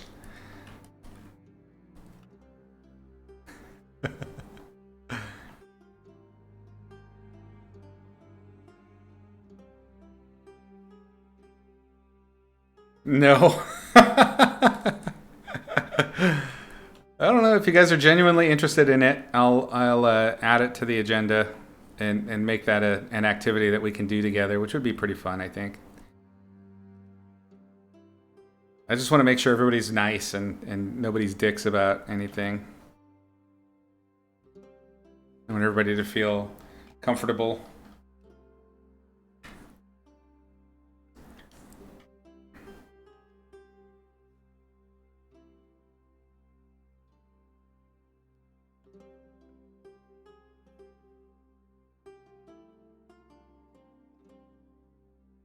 Let's split the hemispheres.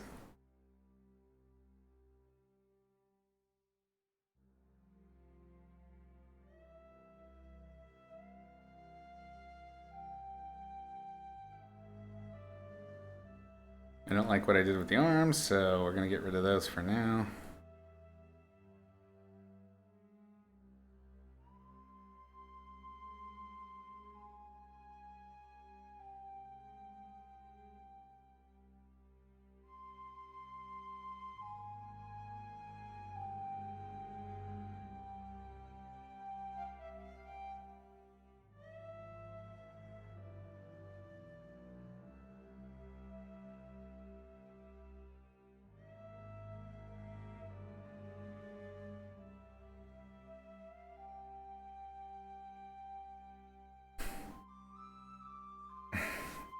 Let's start it with Cypher.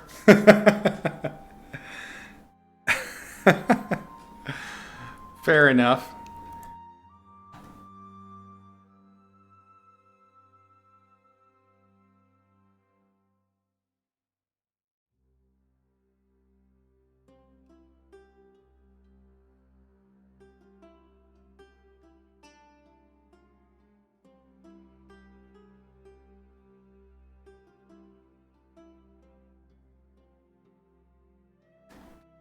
Oh, hey.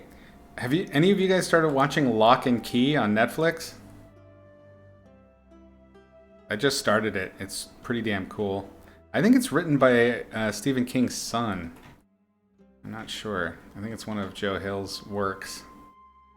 But I'm digging it so far. Gray Voices, is too late for you to stay? I understand. Thanks for coming and hanging out for a little bit, my man. Hopefully you will dream pleasant dreams of terrible little Martians coming to steal your testicles in your sleep. Because that's definitely what this thing does. I don't know what it eats, but I know that it steals testes. I don't even know if you guys can see this sketch. It's not light enough.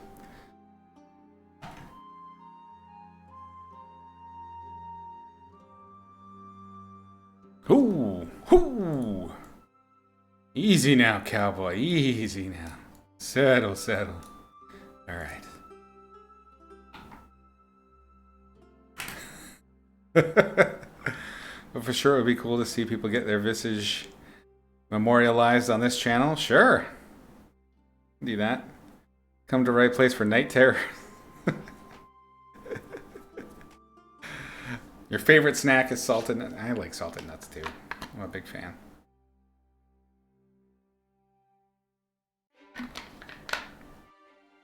I've been getting into pecans lately.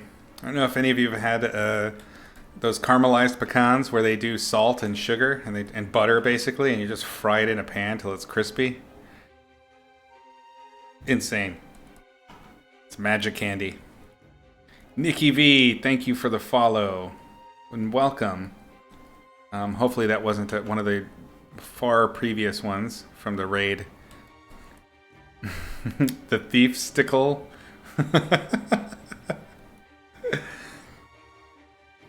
Nice.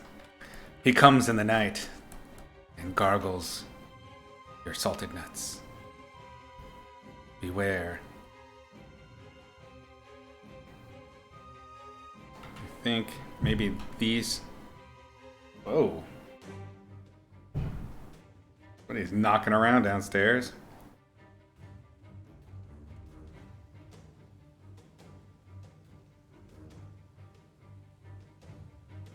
It's actually making my computer vibrate. And then of course he needs like long little creepy spindly fingers. Little digits.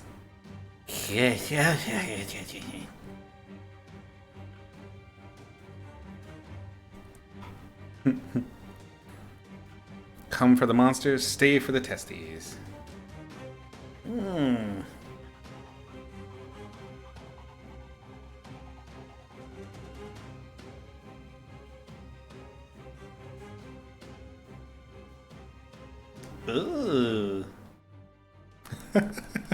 He looks so uncomfortable.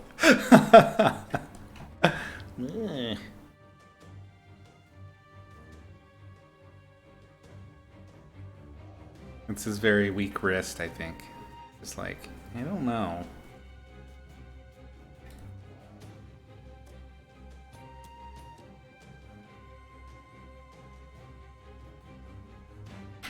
Shitty puns accomplished. Excellent. Adieu. Thanks for hanging.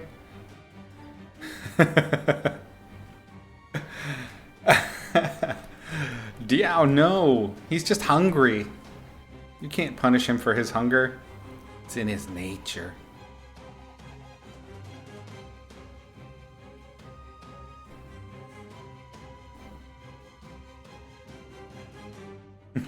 This shit is just absurd. I love it. I like that the weird pouchy tummy groin section. Let's give it lots of webbing.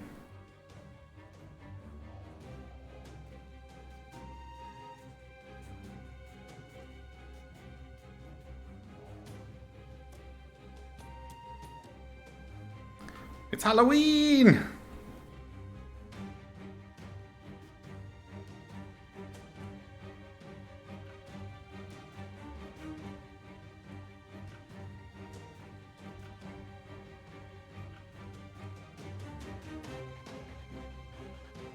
Definitely want the head to feel almost over encumbering.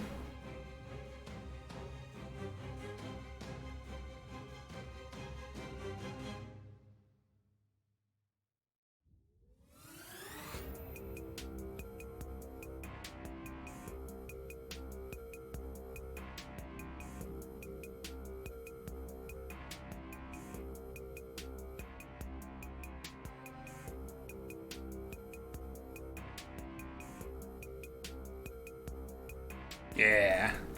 That's doing it for me. That's giving me the giggles. I love it.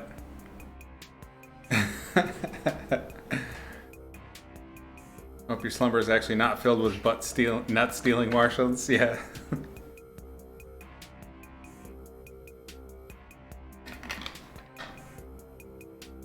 Cashew and cranberry mix is great. I cannot disagree there. Those are pretty yummy.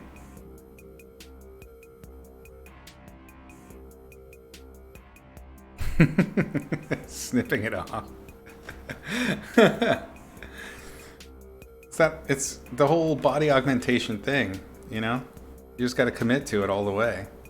Some people do piercings, others reassign their nuts someplace. It's a thing.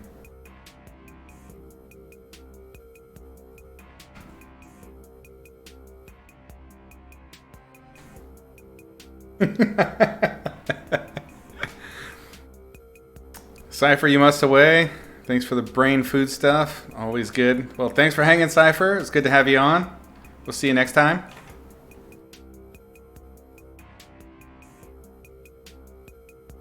Exploding Dice. Thank you for the follow. Welcome.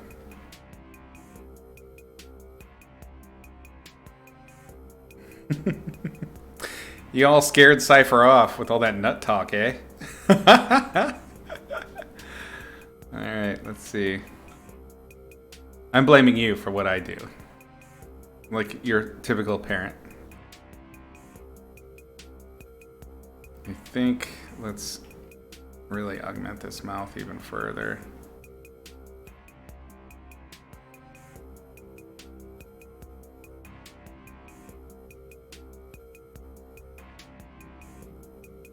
Yeah, I think there's something there, something fun and goofy for a little fast character design. Oh yeah, if you guys have character design questions also, those are always welcome. I know a lot of you know me as an illustrator for Wizards of the Coast and Magic cards and things like that, but actually where my direct training and passion lie is with character design, concept art, and narrative. Just wanted to open that up as a possibility for you.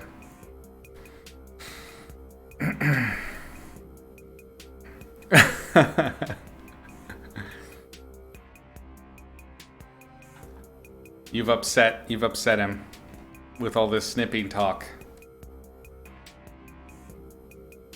All right, so let's go ahead and get in. We basically have a full sketch finish. I think it's pretty solid on its own. It's just about detail after that. Ooh.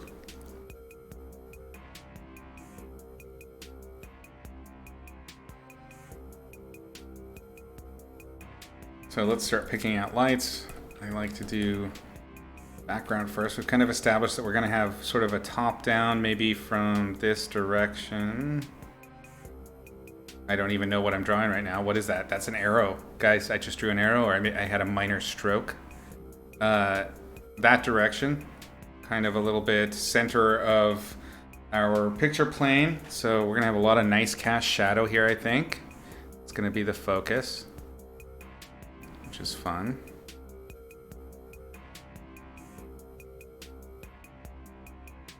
Yeah, it'll be nice. Lots of nice dark spots. Lost and found, which will be good. Lazy, you read Collar. Really? Nice. I have the finished comic, but I don't think I ever posted the finished thing to my to the Webtoons comic version, which was vertical and much better laid out. But that's awesome. Did you read the full one on izzymadrano.com, or did you do the Webtoons comic? I still have to post that. I have not had time. It's been like 2 years.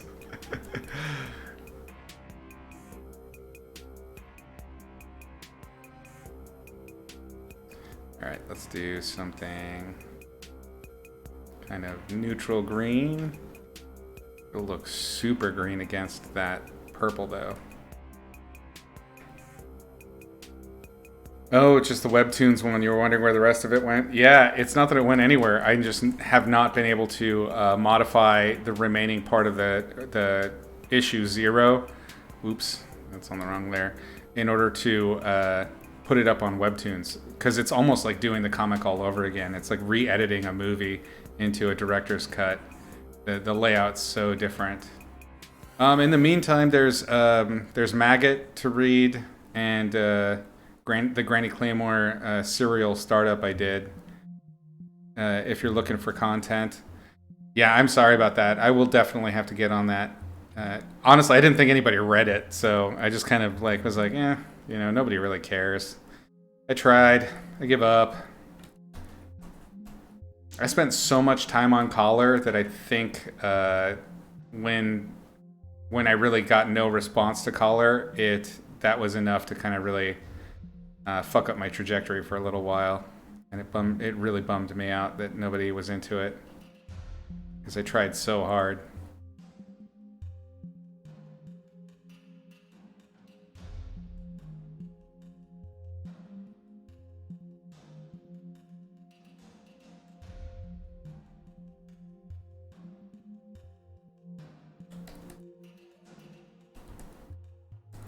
Let's see, I'm going to do the opposite. I'm going to do darker on this side.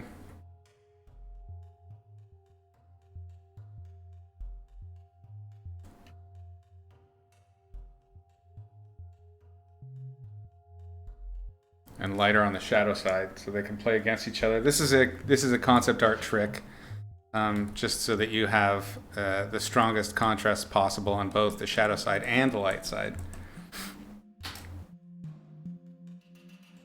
You're gonna read it now, Equal Art? Awesome. No shit. Seriously, Lazy? That's awesome. Wow. Damn. Oh, that's great. Shit, have him join us. We can all chat sometime. That's great. Wow. Yeah, Collar was a big passion project for me. I worked on it I did the initial Inception illustrations, which was sort of like an illustrated short story. That was a year maybe, and then that inspired. I had a friend reading that, and he said, "You need to make this into a script." And so I actually did the world building and wrote a script for a TV show with that, and then we went to go and pitch that around, and that was going around and being edited and altered for years. I worked on that script from probably inception for maybe 2.5 years, 3 years on one script. It was my first one, so to be fair. But yeah, we got some interest in it. People were keen. We started really garnering a sort of studio interest right around December and January. So COVID shat all over a lot of my dreams. Thanks, COVID. But that's okay. It has, doing that has not actually been a negative in any way whatsoever. I learned so much about narrative, storytelling. It's helped my art. It's helped me with my pitching. Because I've had to pitch so many times now. It's helped with, unifying my thoughts, speaking in front of people. I mean, ultimately, it's kind of like what we've been talking about with practicing for our paintings. By doing this, it unlocked all of these other things. So now, I'm working on a game, doing a brand new game pitch for something that doesn't even exist. And I was able to write up the world and the premise of the basic narrative in a couple of days, and that's all thanks to the time that I put in on Collar later on. So you don't realize it at the time, but it does. That effort will pay off if you put in the time and you actually care about something. It'll come back some way. It may not be the way that you intended, but those skills are always useful for the rest of your life. I'm on 404 followers. My followers cannot be found. That is true. Now we had a jump today thanks to Paul. That's quite amazing. Very nice of him. Okay, let's do real quick a light pass. So we're making a new layer above our base ink layer or background layer there. And we're just going to do a quick kind of, you know what? Actually, I'm going to put it underneath it and I'm going to do a backfill of light. These things are kind of a gross plasticky green, which goes in with their the bottles in the pinball game, if you've ever played it. I think this will be cool. Having the light side be really greeny and then having the shadow side be purpley. That's going to be pretty cool. I like that already. And it feels very Halloweeny to me, you know?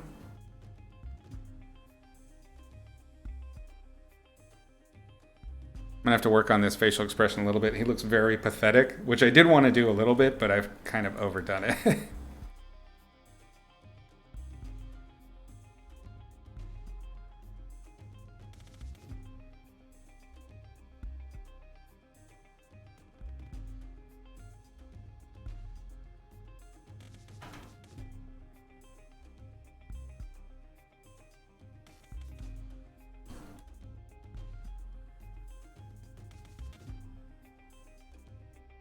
I don't think we'll do a. I don't think we'll do a background, or sorry, a silhouette carve out on this one. We're just going to paint it normally, like we would traditionally, and you know, as much as we can, considering how much we're altering how that works with the digital tool. But we'll kind of go.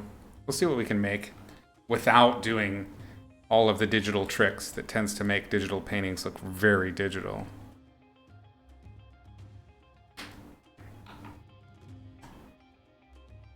Reminds you a little of Heimerdinger from League of Legends. Oh, I only played League of Legends the one time they kind of forced me to do it. I have no idea who you're talking about. If it looks too much like him, that's okay. We'll just say that this is a reskin of him. That's fine.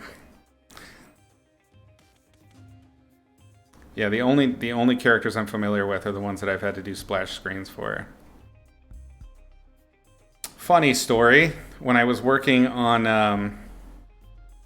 when I was doing my very first sort of freelance gigs after leaving Sony, my first gigs were with Riot, and they hired me to do world building concept art for an IP that they were developing. And so they made me play the game just so that I got an idea for what they do. I had to, you know, make my own summoner and do all that stuff. I did not understand it. It's not a game that I could wrap my head around.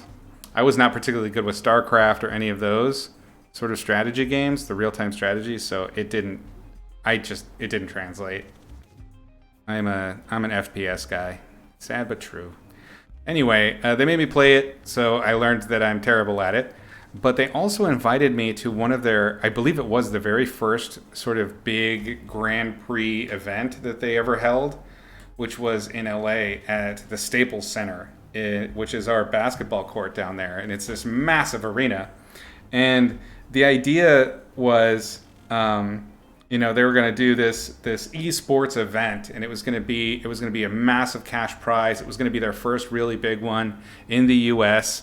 And they sold out, the whole arena sold out in like 15 minutes, which is like the fastest thing that's ever sold there. I don't know if that's true, but it was fucking fast. And I was lucky enough that I was working there so that the art directors and the staff got me spare tickets to go and just check it out, just to see what it was all like, what it was all about, the game and the fans and all this shit. So I went, and they gave you all of this swag when you went in. So I got all this fancy swag. I have no idea what it means or what value it has, but I'm carrying around my little bag. And there's all these kids running around with the little costumes on and their little like a little miner's hat with cat's ears poking out. Don't know what it means. I know it's a character. And they were running around and screaming. Everybody's super excited. It felt like Carnival or something. It was really cool. And then I went into this arena that opened up, and then I saw the crowd, and it was like, it's like, how many people can sit there? 30,000? I don't know. It's an insane amount of people. And so it's just this roaring crowds, like gladiators and shit. And I was walking out towards our seats, which were these like special, arena seats. We weren't down low or anything. We were kind of in the middle, but it was a little fenced off area just for devs.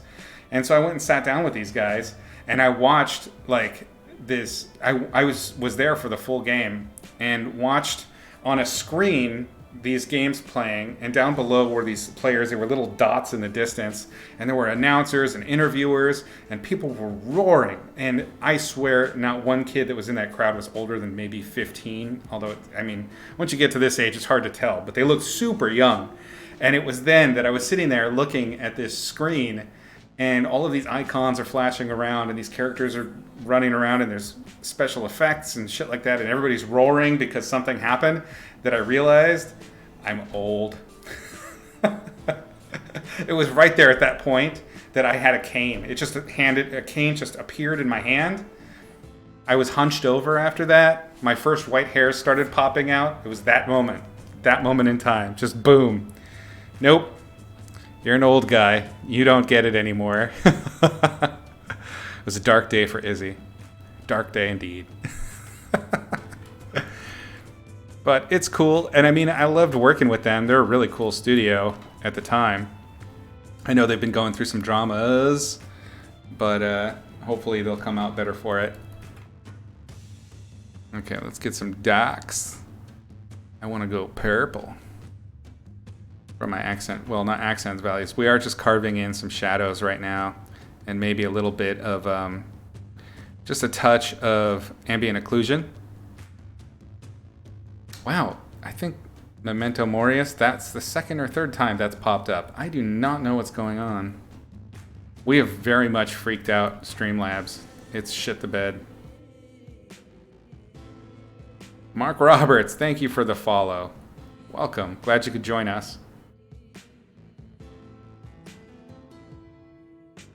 Yeah, I think this is going to be the way to do this. Push the lobes down over these little kind of eye goggles that these things have. Make it real evil looking. Oh yeah. That's the jam right there, baby. Give it those weird spider eyes. I'm gonna get rid of the reds for now. We'll bring them back later, but right now they're gonna be distracting from what I'm intending to draw. Because we did the painting first, and we did kind of a rough layout of where our lights and darks are going to be. This is a legitimate way to explore character design that I like, is figuring out the big shapes first. Then we go in and start drawing and carving up the actual details that we're doing. And I find sometimes when you start with the shape, it can really heavily inform the rest of the design and make it kind of fun. It'll give you shapey ideas that you hadn't really considered before.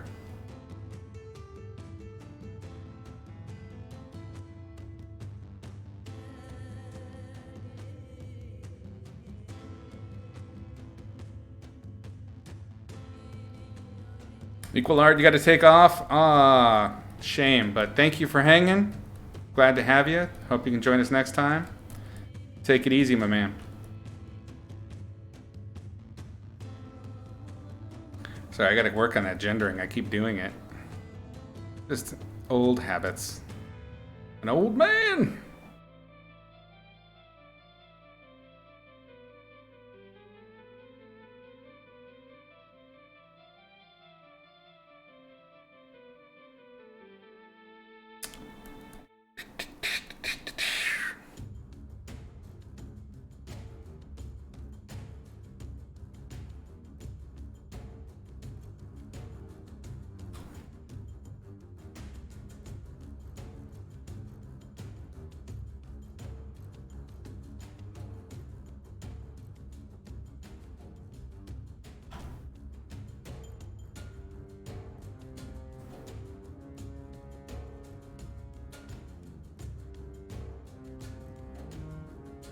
You think you'll be able to finish this before your crit? Oh no.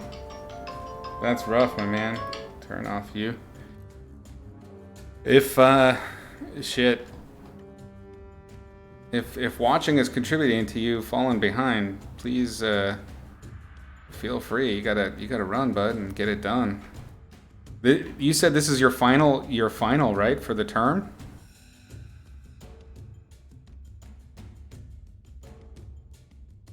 Yeah. Jasper Carl, or Jasper Carl, thank you for joining. Thank you for the follow. Glad you're here. I want to curl this lip up even further. We're just going to bring the lip all the way up to the eyes, basically. Yeah.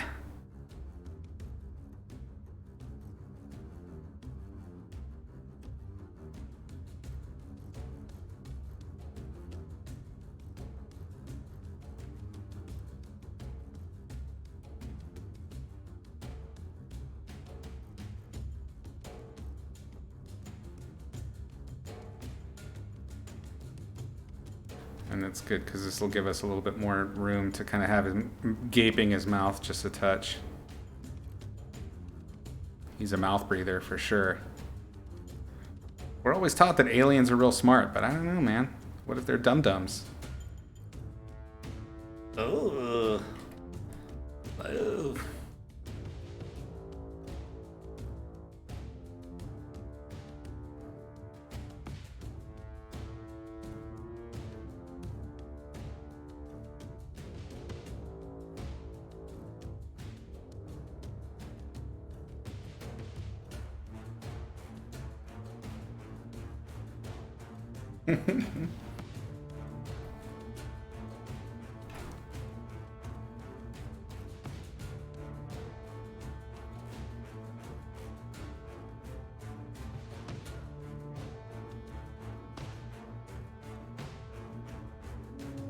It's your pre-final. Oh, I see. Okay. Thanks for the follow, Mr. Largo.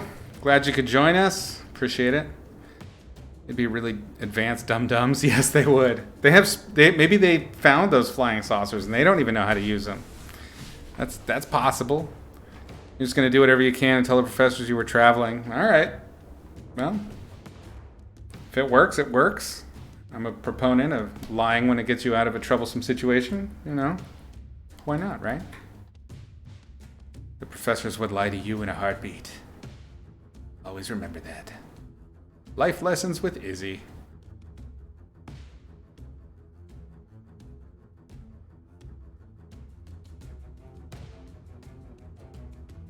I'll give him some sort of weird lymphy nodules here. Why not? Because that's kind of cool. Yeah.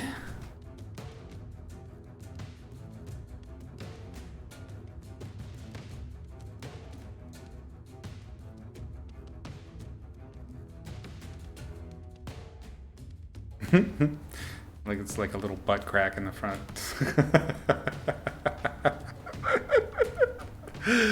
Oh my god.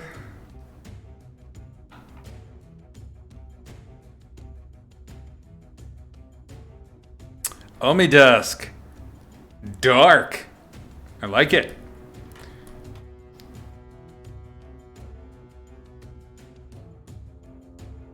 Also be ready to have that friend committed for a few days at least. I'd say try that one with caution.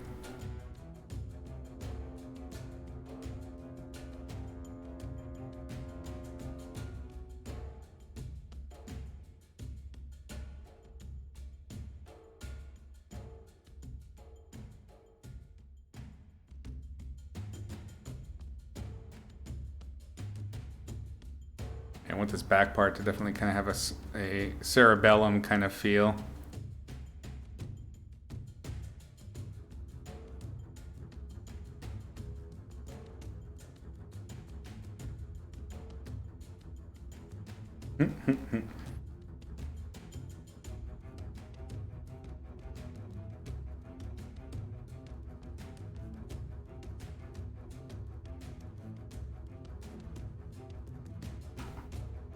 Already played that card 2 weeks back. Oh, we are all monsters.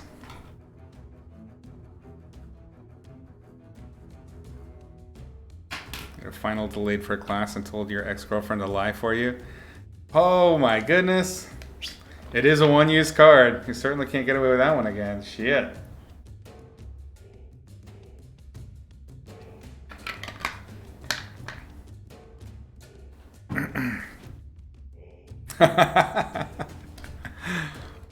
I mean, yeah. I feel like that's obvious. Suicides definitely don't happen in patches.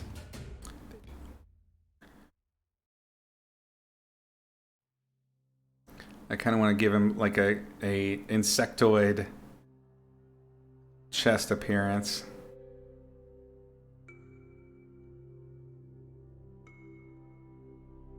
Might even just continue these muscles down, like kind of a mantis segmented belly thing happening.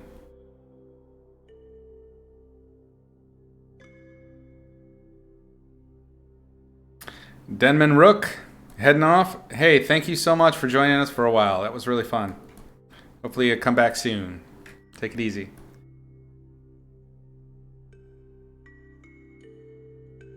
Oh, damn. Brutal.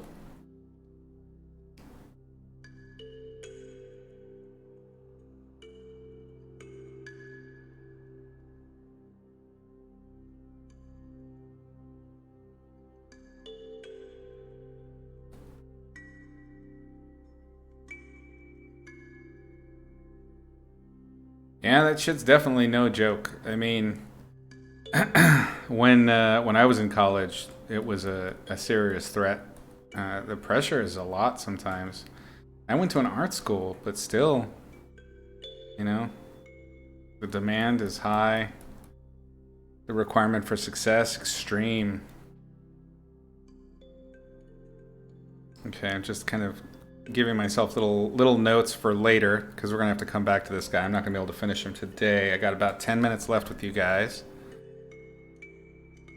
for today, but we'll be back on tomorrow while this is still fresh, and I've got my notes here, and we'll finish this guy up for our second Halloween spooky.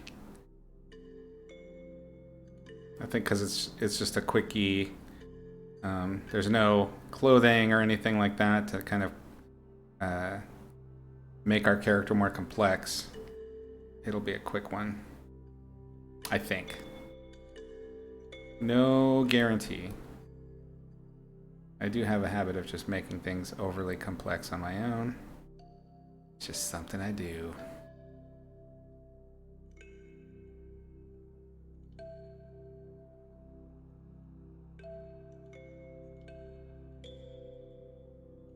Kind of floppy little noodle fingers, which are creepy and gross. Kind of reminds me a little bit of the oh shit. Not Things from Another World. God damn it.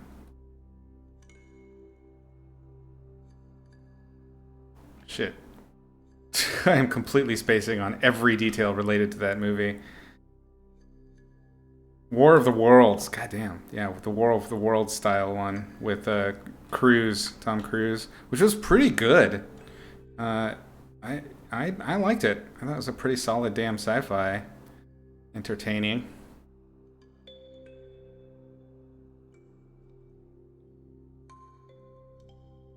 I'm gonna use, there's a feature, there's this sort of like weird insert that happens a lot in the musculature of the characters from the game, and we're gonna use that here. I knew that I didn't want to follow it for all of the musculature like they have in the game, because it looks, that part looks the most cheesy, I think. Even with the goofy eyes and the crazy head. To me, those are more iconic. This kind of striated insert felt a little more cheesy. That's just personal opinion though, man.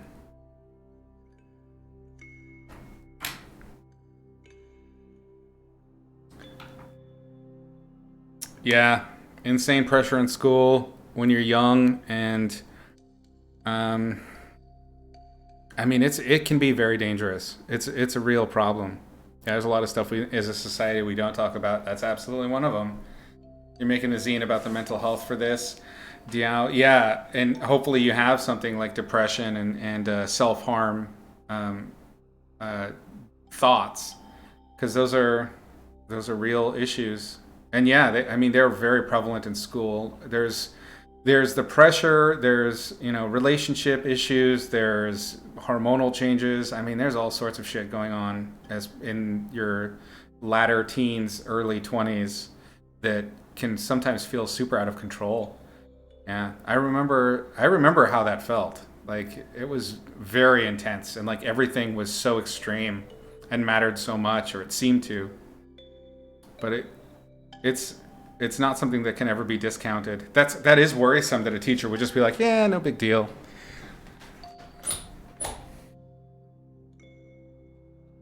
It's coming out in droves now. We realize we as a country are ill and needs help. Yeah, 100%. I hope the U.S. catches up. I don't know if you're in the U.S. or not, but it's a problem.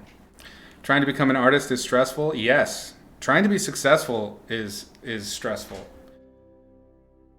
Relays from scouring forums for art. Everyone is looking for the fastest way to get better, and they all stress out because they're not getting better in a short amount of time. Too many things about art that just take time and consistent effort. It's a profession that really has no shortcut. Yeah, you pretty much nailed it on the head there, my friend. It is very stressful. The competition is really extremely stressful. This really should be something that we're all trying to help each other on. This is a journey that can absolutely be done together. It's not a zero-sum game.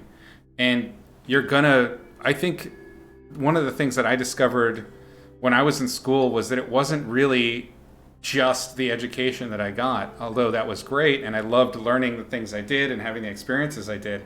Really, the most valuable thing I got out of it was dealing with other artists, learning how to work with other people, and understanding that none of this is done in a vacuum. That it's about the relationships that you build and how you manage your reputation with these people and make sure that you prove that not only can you be competent with these skills, but more importantly, can you be a person that's good to work with. And so much emphasis is put on the one thing and so little on the other. So having that, what's the word I'm looking for? Emotional quotient?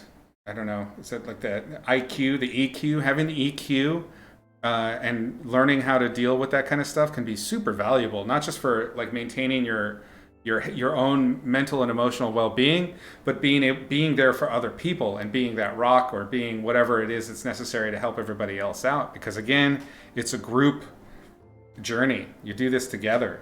You don't want to be doing this thing entirely alone. So hopefully if any of you are ever experiencing that kind of stress, you have friends, family, teachers that you can reach out to and make sure to do it. This stress is just, it can be so intense. I totally can relate. I remember what it was like. I have not forgotten that. Schools don't supply nutritious food, just cheap, shitty food. Yeah. And that doesn't help with the stress. Yeah. I mean, I remember I was sick all the time. I had a friend, this is a crazy story. I had a friend here. He wasn't going to art school, but up here in Oregon, he went to a technical college. I think it was some kind of computer science degree. And he was running on a super tight budget and he wasn't eating really well. He only ate top ramen for 6 or 7 months or something like that. And he went to the doctor with this unending flu. And they discovered that he was insanely malnourished. He basically, my friend, who was in the middle of, in the Midlands in Oregon, had scurvy. Like, he had a vitamin C deficiency, and he wasn't getting any fruit or any vitamin C. He was only eating basically, glorified newspaper and salt. So, yeah, you got to take care of your diet, too, while you're out there. Take it seriously. I know it's tempting, especially with the garbage that they give you in those schools, to try to get your veg and get your fruit in, because instant ramen can totally fuck you up. And it made me sick all the time too. I ate a lot of it, especially in the beginning. And then my friend told me that story, and I was like, "Oh damn!" So I would like grab lemons every now and then and shit like that, just so that I would avoid scurvy, because that sounds horrible. It sucks that that's something that we have to consider being poor art students, but yeah.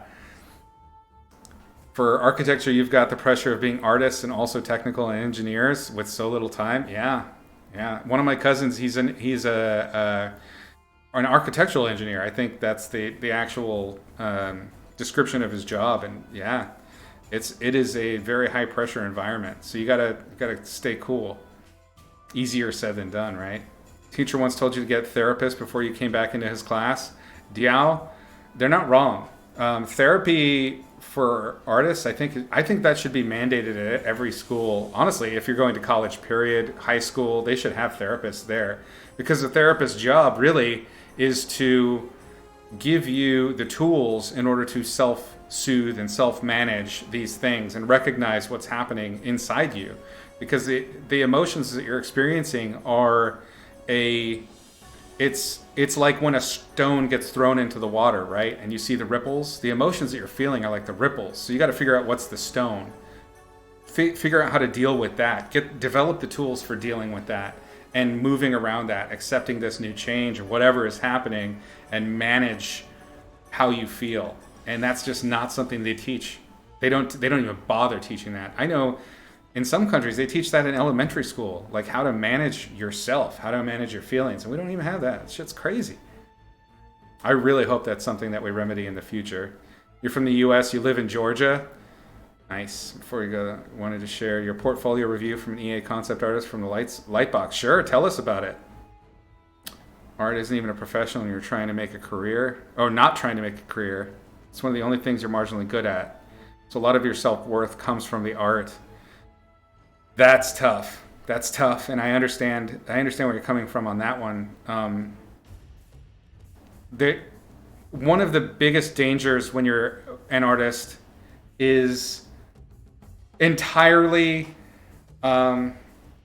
building your definition of self-worth in the quality of that work, because there's so much more to you than just that work. It's not really about what can be monetized. It's just, it can be a thing that you love to do. So I'd be wary with the self-worth thing. Try and find other venues. For me, when I started realizing I was going down that path, the direction that I decided to try to take it was in my relationships with other people, my friends, my family, and try to define my self-worth in the value that I delivered to my community rather than a thing that I make. This for me, it wasn't actually the artwork, it was my products. So this happened to me when I was at Sony, when I was doing video game stuff. And so I would make these games, and I was so hopeful that people would love them, that they would know how much we put into them. And then you start reading the negative comments, and one negative comment can ruin hundreds of good comments. It'll totally destroy thousands of good comments. One negative one will always get you down. So defining your self-worth via a product that you're working on or the art that you make can be dangerous from that respect. It gives too much power to people and to elements outside of your actual control. So if you're doing it for yourself and you just love making art and that's where the self-worth is, that's fine, that's healthy. Just be careful about letting that self-worth be defined by what people think of your art instead of what you think of your art, if that makes sense. The first year in college, your family went homeless and dad lost his job, so you had to do small jobs to keep up with college and home. Sonabil, man, that's hard. That's really hard. Yeah, I've been homeless numerous times in my life. It's not an easy experience, and it always feels like you're having to start from the back of the race. You don't even get like a fair chance at shit. But I know how that one feels, having to do extra work to support the family and things like that. It isn't easy. The fact that you've done this much is really great. You should be very proud of yourself and just keep at it. The great thing about an art career is that it's something that you can constantly build. It's generally something that you don't really need a whole great deal of wealth to do. Part of the reason that I got into art straight up was because it was cheap. All I needed was a pencil and paper. And that's why I started drawing. It was the cheapest thing that I could do to get into an art school, which was my high school. I went to an arts academy here in Portland, Oregon, and they required that you do an art form. I was a musician. I couldn't afford musical instruments, and they didn't even have a music program. So I picked up a pencil and pen, or a pencil and paper, because it was the cheapest art form that you have. So, I mean, if it's at all possible, definitely hold on to that one. But I hear you with the family thing, man. You told her you were an IT engineer and have a short portfolio. She looked over your portfolio and told you you've got good anatomy, colors, just missing a few things. She told you you're missing working on those. During the review, she told you when I told you you were an IT engineer, I was like, God, I wonder what this shit looks like. Oh shit, really? Oh, I see. Wow, crazy. I'm so nervous for the review. You just took notes and thanked her, but I forgot to ask her if there's a way to show her your portfolio again after you did all that stuff. Well, the best way to do that, if you want to show progress, is to remember the critique that you got, and then show it to another artist that you admire or that is representing a studio that you'd be interested in. Tell them the notes that you got before, and then ask them if they can review you from that perspective. That's one of the things. So like one of the things I'm going to be doing going on with Patreon is trying to offer a different review system. So instead of me making lessons, we're going to be doing lessons, more of the lesson work type stuff here on Twitch and on YouTube. So you'll just have access to that stuff, and then you can get reviews and things like that for portfolio or individual pieces through Patreon. That's my plan going into the future. But one of the best ways that I ask for people to help me give them better critiques is to ask them about the things that they feel particularly weak about. So if you tell a reviewer, okay, hey, this was my experience. They told me I had, the anatomy was solid, the color was missing a few things. I'd like to tackle that stuff, and this is my response to that. Can you tell me how I'm doing in that respect? If you have specific questions, that helps a reviewer so much more than just saying, can you look at my portfolio? Because they're going to come at it from a completely fresh, raw, unfocused direction. And focused critique is probably one of the most useful ways to improve whatever it is you're after. So bring that information. That information is not wasted. Bring it with you to the next one. You don't need to speak with her specifically again. If you can, that's great. But here's a true fact. She's probably looked at hundreds of portfolios.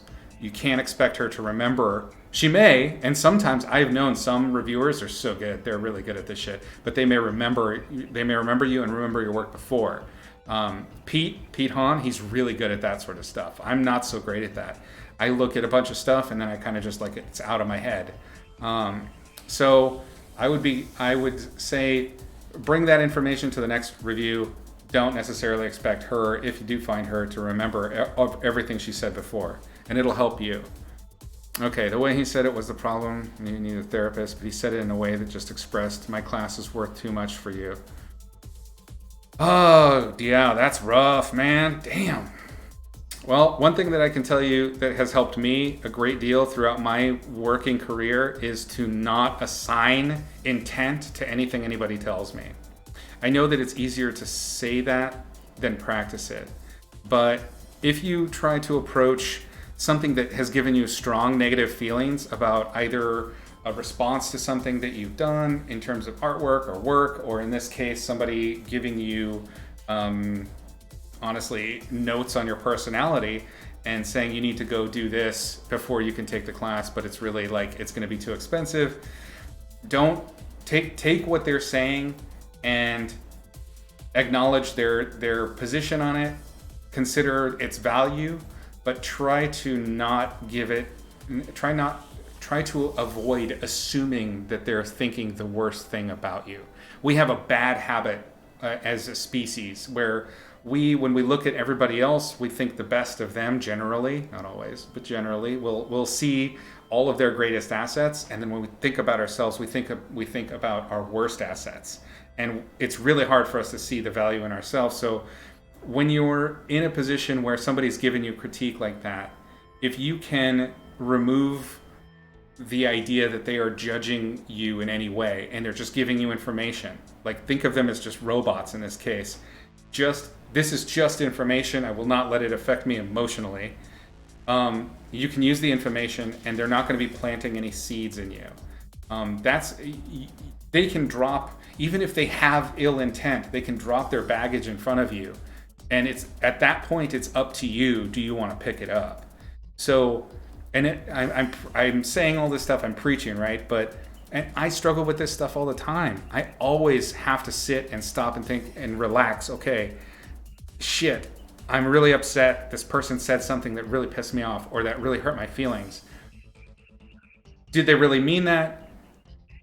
Is it easier for me to just believe and choose that they actually intended just this blanket concept and that I'm putting something into it and thus judging myself harshly because I think harshly of myself? Does that make sense? What he said is rough. He probably could have said it a lot better than he did. I wouldn't have done that. But if you can just take that and say, okay, this is the information I need from it, and let the rest go and ignore the way you view he said that, you're going to come out of this happier because you're going to get the information you needed. You're going to go to the therapist. You're going to get the help that you need. And you could potentially take his class in the future, and it's not going to hang over you where you're thinking about how he insulted you, because he probably 90% of the time didn't intend any insult. A lot of times when you have this kind of static between people, it's either a misunderstanding or it's somebody's having a bad day and they just shit all over you, and now you gotta decide, are you gonna pick up that shit? That's where your responsibility can come in, and that can be such a useful tool for you to maintain your personal well-being about that thing. And I hope that makes sense. Stay in a class out of spite. I have also done this. I have had bad experiences with teachers like you're describing, Diao. I mean, really bad stuff that went down. And for months I held it really hard and harshly, where like I was pissed off. I hated that teacher. They personally insulted me, and they really literally did. But then later on, in talking with somebody else, I discovered a different perspective on what had happened. And that different perspective allowed me to let it go. Like, oh, actually, this is why this happened. It wasn't this random thing. It wasn't necessarily unjustified anger. It's just my intent was misunderstood, and then thus their intent was directed, and I misunderstood it, and it just becomes this total clusterfuck. So intents and all that sort of stuff, it's so much easier if when you get this bad shit, you just decide to leave out all of the judgment and self-judgment that you associate with it, and just take the information as it is and move on, because it's not going to help you to hold on to that and to continually, what's the word I'm looking for, just punishing yourself, whipping your own back with that information.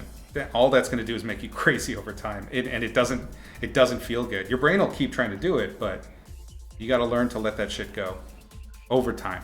It takes practice, just like anything else. You get some disposable income, you'll get on the Patreon. Unemployed right now, burning through savings. I was just doing that, dude. No rush. The Patreon's there. And then there's Twitch. Honestly, the majority of what Patreon was is now going to be Twitch. Patreon, like I said, I'm hoping to make it more of sort of a back-end, sort of quasi-mentorship, supporting people with critique, supporting people with things like what we're talking about now. And I just want to build this community together so that we can all lean on each other and connect and help each other out. So don't worry about any of that stuff now. Just hang out with us in here. We're always here to chat, okay? Her name was Amy. She literally told you she's been looking at your portfolio all day, and the last guy wouldn't shut up. That's funny. Yeah. Okay. Well, if you remember her name and you maybe you were able to be funny about it, then yeah, she might remember. That'd be great. It's good advice. Yeah. Thanks, Lazy. I'm glad that was helpful. Your PayPal isn't working, you'll work your way through Gumroad once it gets working. Hey, no rush, man. It's around. In the meantime, there's free stuff on YouTube. The first episode for The Logic of Light and Color is on YouTube for free. So all of you go check it out. See if you even like what I'm dishing out. You may not. It might not be the thing for you. Anyway, holy crap, did I gab? Did anybody have any last minute stuff? Big love, Avid. Definitely thinks she liked the portfolio, but there just wasn't enough stuff to show what you can do in terms of thinking like a concept artist. That's a good note to remember. When I'm looking for concept artists that I'm going to be hiring, I don't usually look for exceptional skill. That's always a plus, but the most important thing to me is problem solving. Your job as a concept artist is to solve problems more than make pretty pictures. Pretty pictures are, as a support to problem solving, are great, but what I'm looking for is somebody that I can count on to come up with a fresh approach to a problem that I have. You're missing orthos, facial expressions, skill animations, and story keyframes. Yep, that's all stuff to add. Show your process. That's a big one for me. Show your sketches. Show your thinking. It's just like math homework back in the day, right? Show your process for how you got there. You want to do that with your concept art too, because that's going to be the thing that's really going to stand out. What we're looking for is how you think. How do you take a problem, process it, filter it through your own your own creative constructs, and what do you churn out as a result? So yes, you need to be a good painter. Yes, you need to be an excellent draftsman, but you don't have to be the best in the world. What you have to be is a really creative person that has original solutions to things and has a voice. I want voice. I want a person that is bringing them to the table. So that's always, hopefully that will help inspire you with your portfolios to introduce things and projects that really resonate with you personally, because those things that resonate with you are going to be the ones that when I see it will resonate with me. It's pretty cool, but it totally works. Like when you have that energy in your work, it is broadcasted and other people pick it up. Anyway, cheers, Bassman. Thank you for joining me. Oh man, anytime you guys want additional advice, I'm here for it. That's more than half of why I'm here, is to be a sounding board for you guys and to share experience. So yeah, stop in anytime. Let other people know what you think of the stream. Share, check out the YouTube. If you get time, the Patreon and the Gumroad, zero rush. And we will be here, as always, Mondays and Tuesdays at 3 p.m. Pacific Standard and noon on Thursdays Pacific Standard. I will be either adding or altering one of these to be a more European, East Asia friendly hour, which is going to be tough for me, but I think it'll be necessary to help out with my plans for what I'm going to be doing with the Patreon. So yeah, anyway, thanks so much for joining. It was really fun painting my silly monster with you guys and having some real talk. We'll be back tomorrow, same time. As always, paint smart, paint sexy. I'm Izzy, a professional writer, concept artist, and illustrator. I've taught painting for a dozen years or so, on and offline. Many of your favorite illustrators and designers have studied with me or under me and have gone on to teach in their own right. You're here because, like they did, you want to learn to paint realistically for illustration or concept art. Well, worry not. You're in the right place. Grab a seat. I want you to join me as I explain all the aspects of image making in extremely digestible and clear monthly lessons. Not through the lens of silly how to paint hair or eye demos. That shit is carnival tricks. And you're not really learning anything except an exact way to render one thing in one manner. This is painting mysticism at its worst. Watching these kinds of exploitative lessons won't help you level up with your understanding. Sure, now you can paint sparkly hair, but what if you want to paint a dragon, or figure out how to render a sea of fire, or depict a one-eyed transgender space marine dying in the vacuum of space? Painting and image making are tools of communication, and can be learned by anyone willing to put in some time. Like grammar is for language, light, color, and form literally follow a formula. Painting well is not a matter of chicken bones, zombie crackers, and the ever-dismissive concept of talent. Learning with my series, Izzy's Logic of Light and Color, will give you the tools and understanding so you can analyze light and form in reality and bring it to life in your work. Using this simple system I have distilled will help you harness your art to share your ideas as you've always intended. When we are children, we all draw in symbols. Symbols for our house, our hands, the sun, the grass, our pet lobster.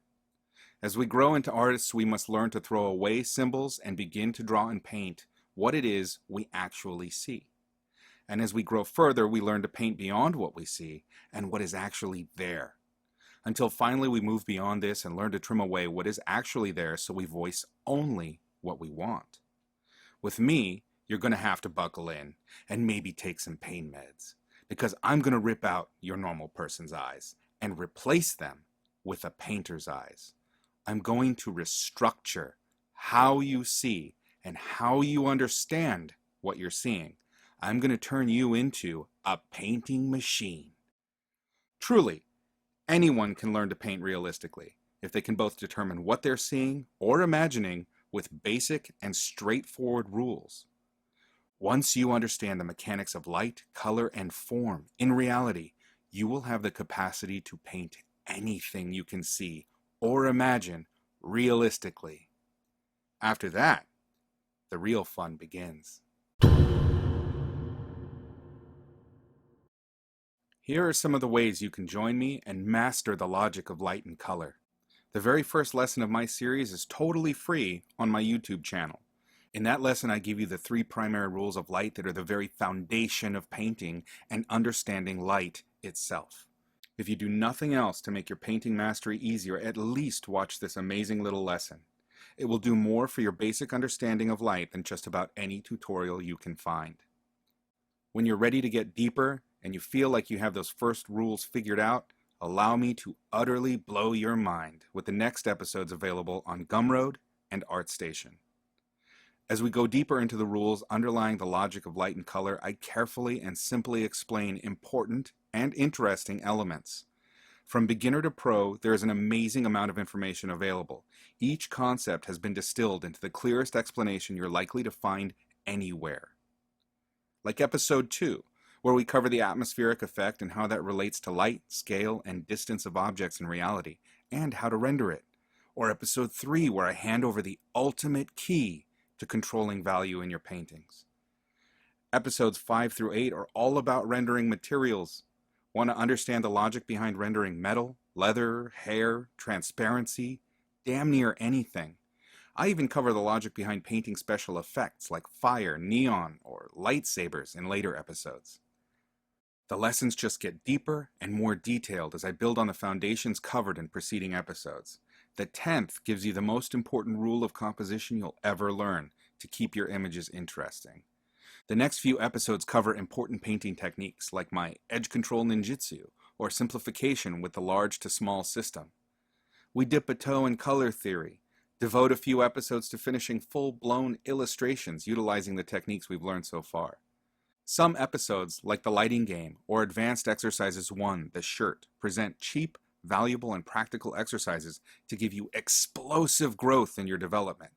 Episodes 22 through 25 cover painting and illustration, just like I do for Magic the Gathering, from assignment and inception to signing the painting at the end. Each one is full of tips, knowledge, everything to make working as an illustrator easier. Did you enjoy learning how to paint basic materials? Metal, wood, and such? I got 3 whole episodes devoted to the intricate logic behind painting different kinds of skin. After that, more lessons devoted to pumping life into your portraits and original methods for accurately drawing faces out of your head. From fundamentals to photo bashing, Gumroad and ArtStation have every lesson I create available for purchase a la carte. But here's an even better way to learn with me. Stay current with my latest lessons on Patreon for the lowest price available. Monthly support gets my student that month's lesson, a critique or paint over of their finished work, a discount code for 25% off the entire Gumroad archive, and access to the Logic of Light and Color Discord community, where we plan future lessons, share knowledge, and learn together as a team. The absolute best method is to join my Patreon classroom at the Student Plus tier, where you'll get everything I just mentioned and a free episode from the archive every month to accelerate your mastery at your own pace. You've decided to take control of your painting and master Izzy's logic of light and color. Now it's up to you to choose the path that's best for you. I'll see you on the flip side. Paint smart, paint sexy.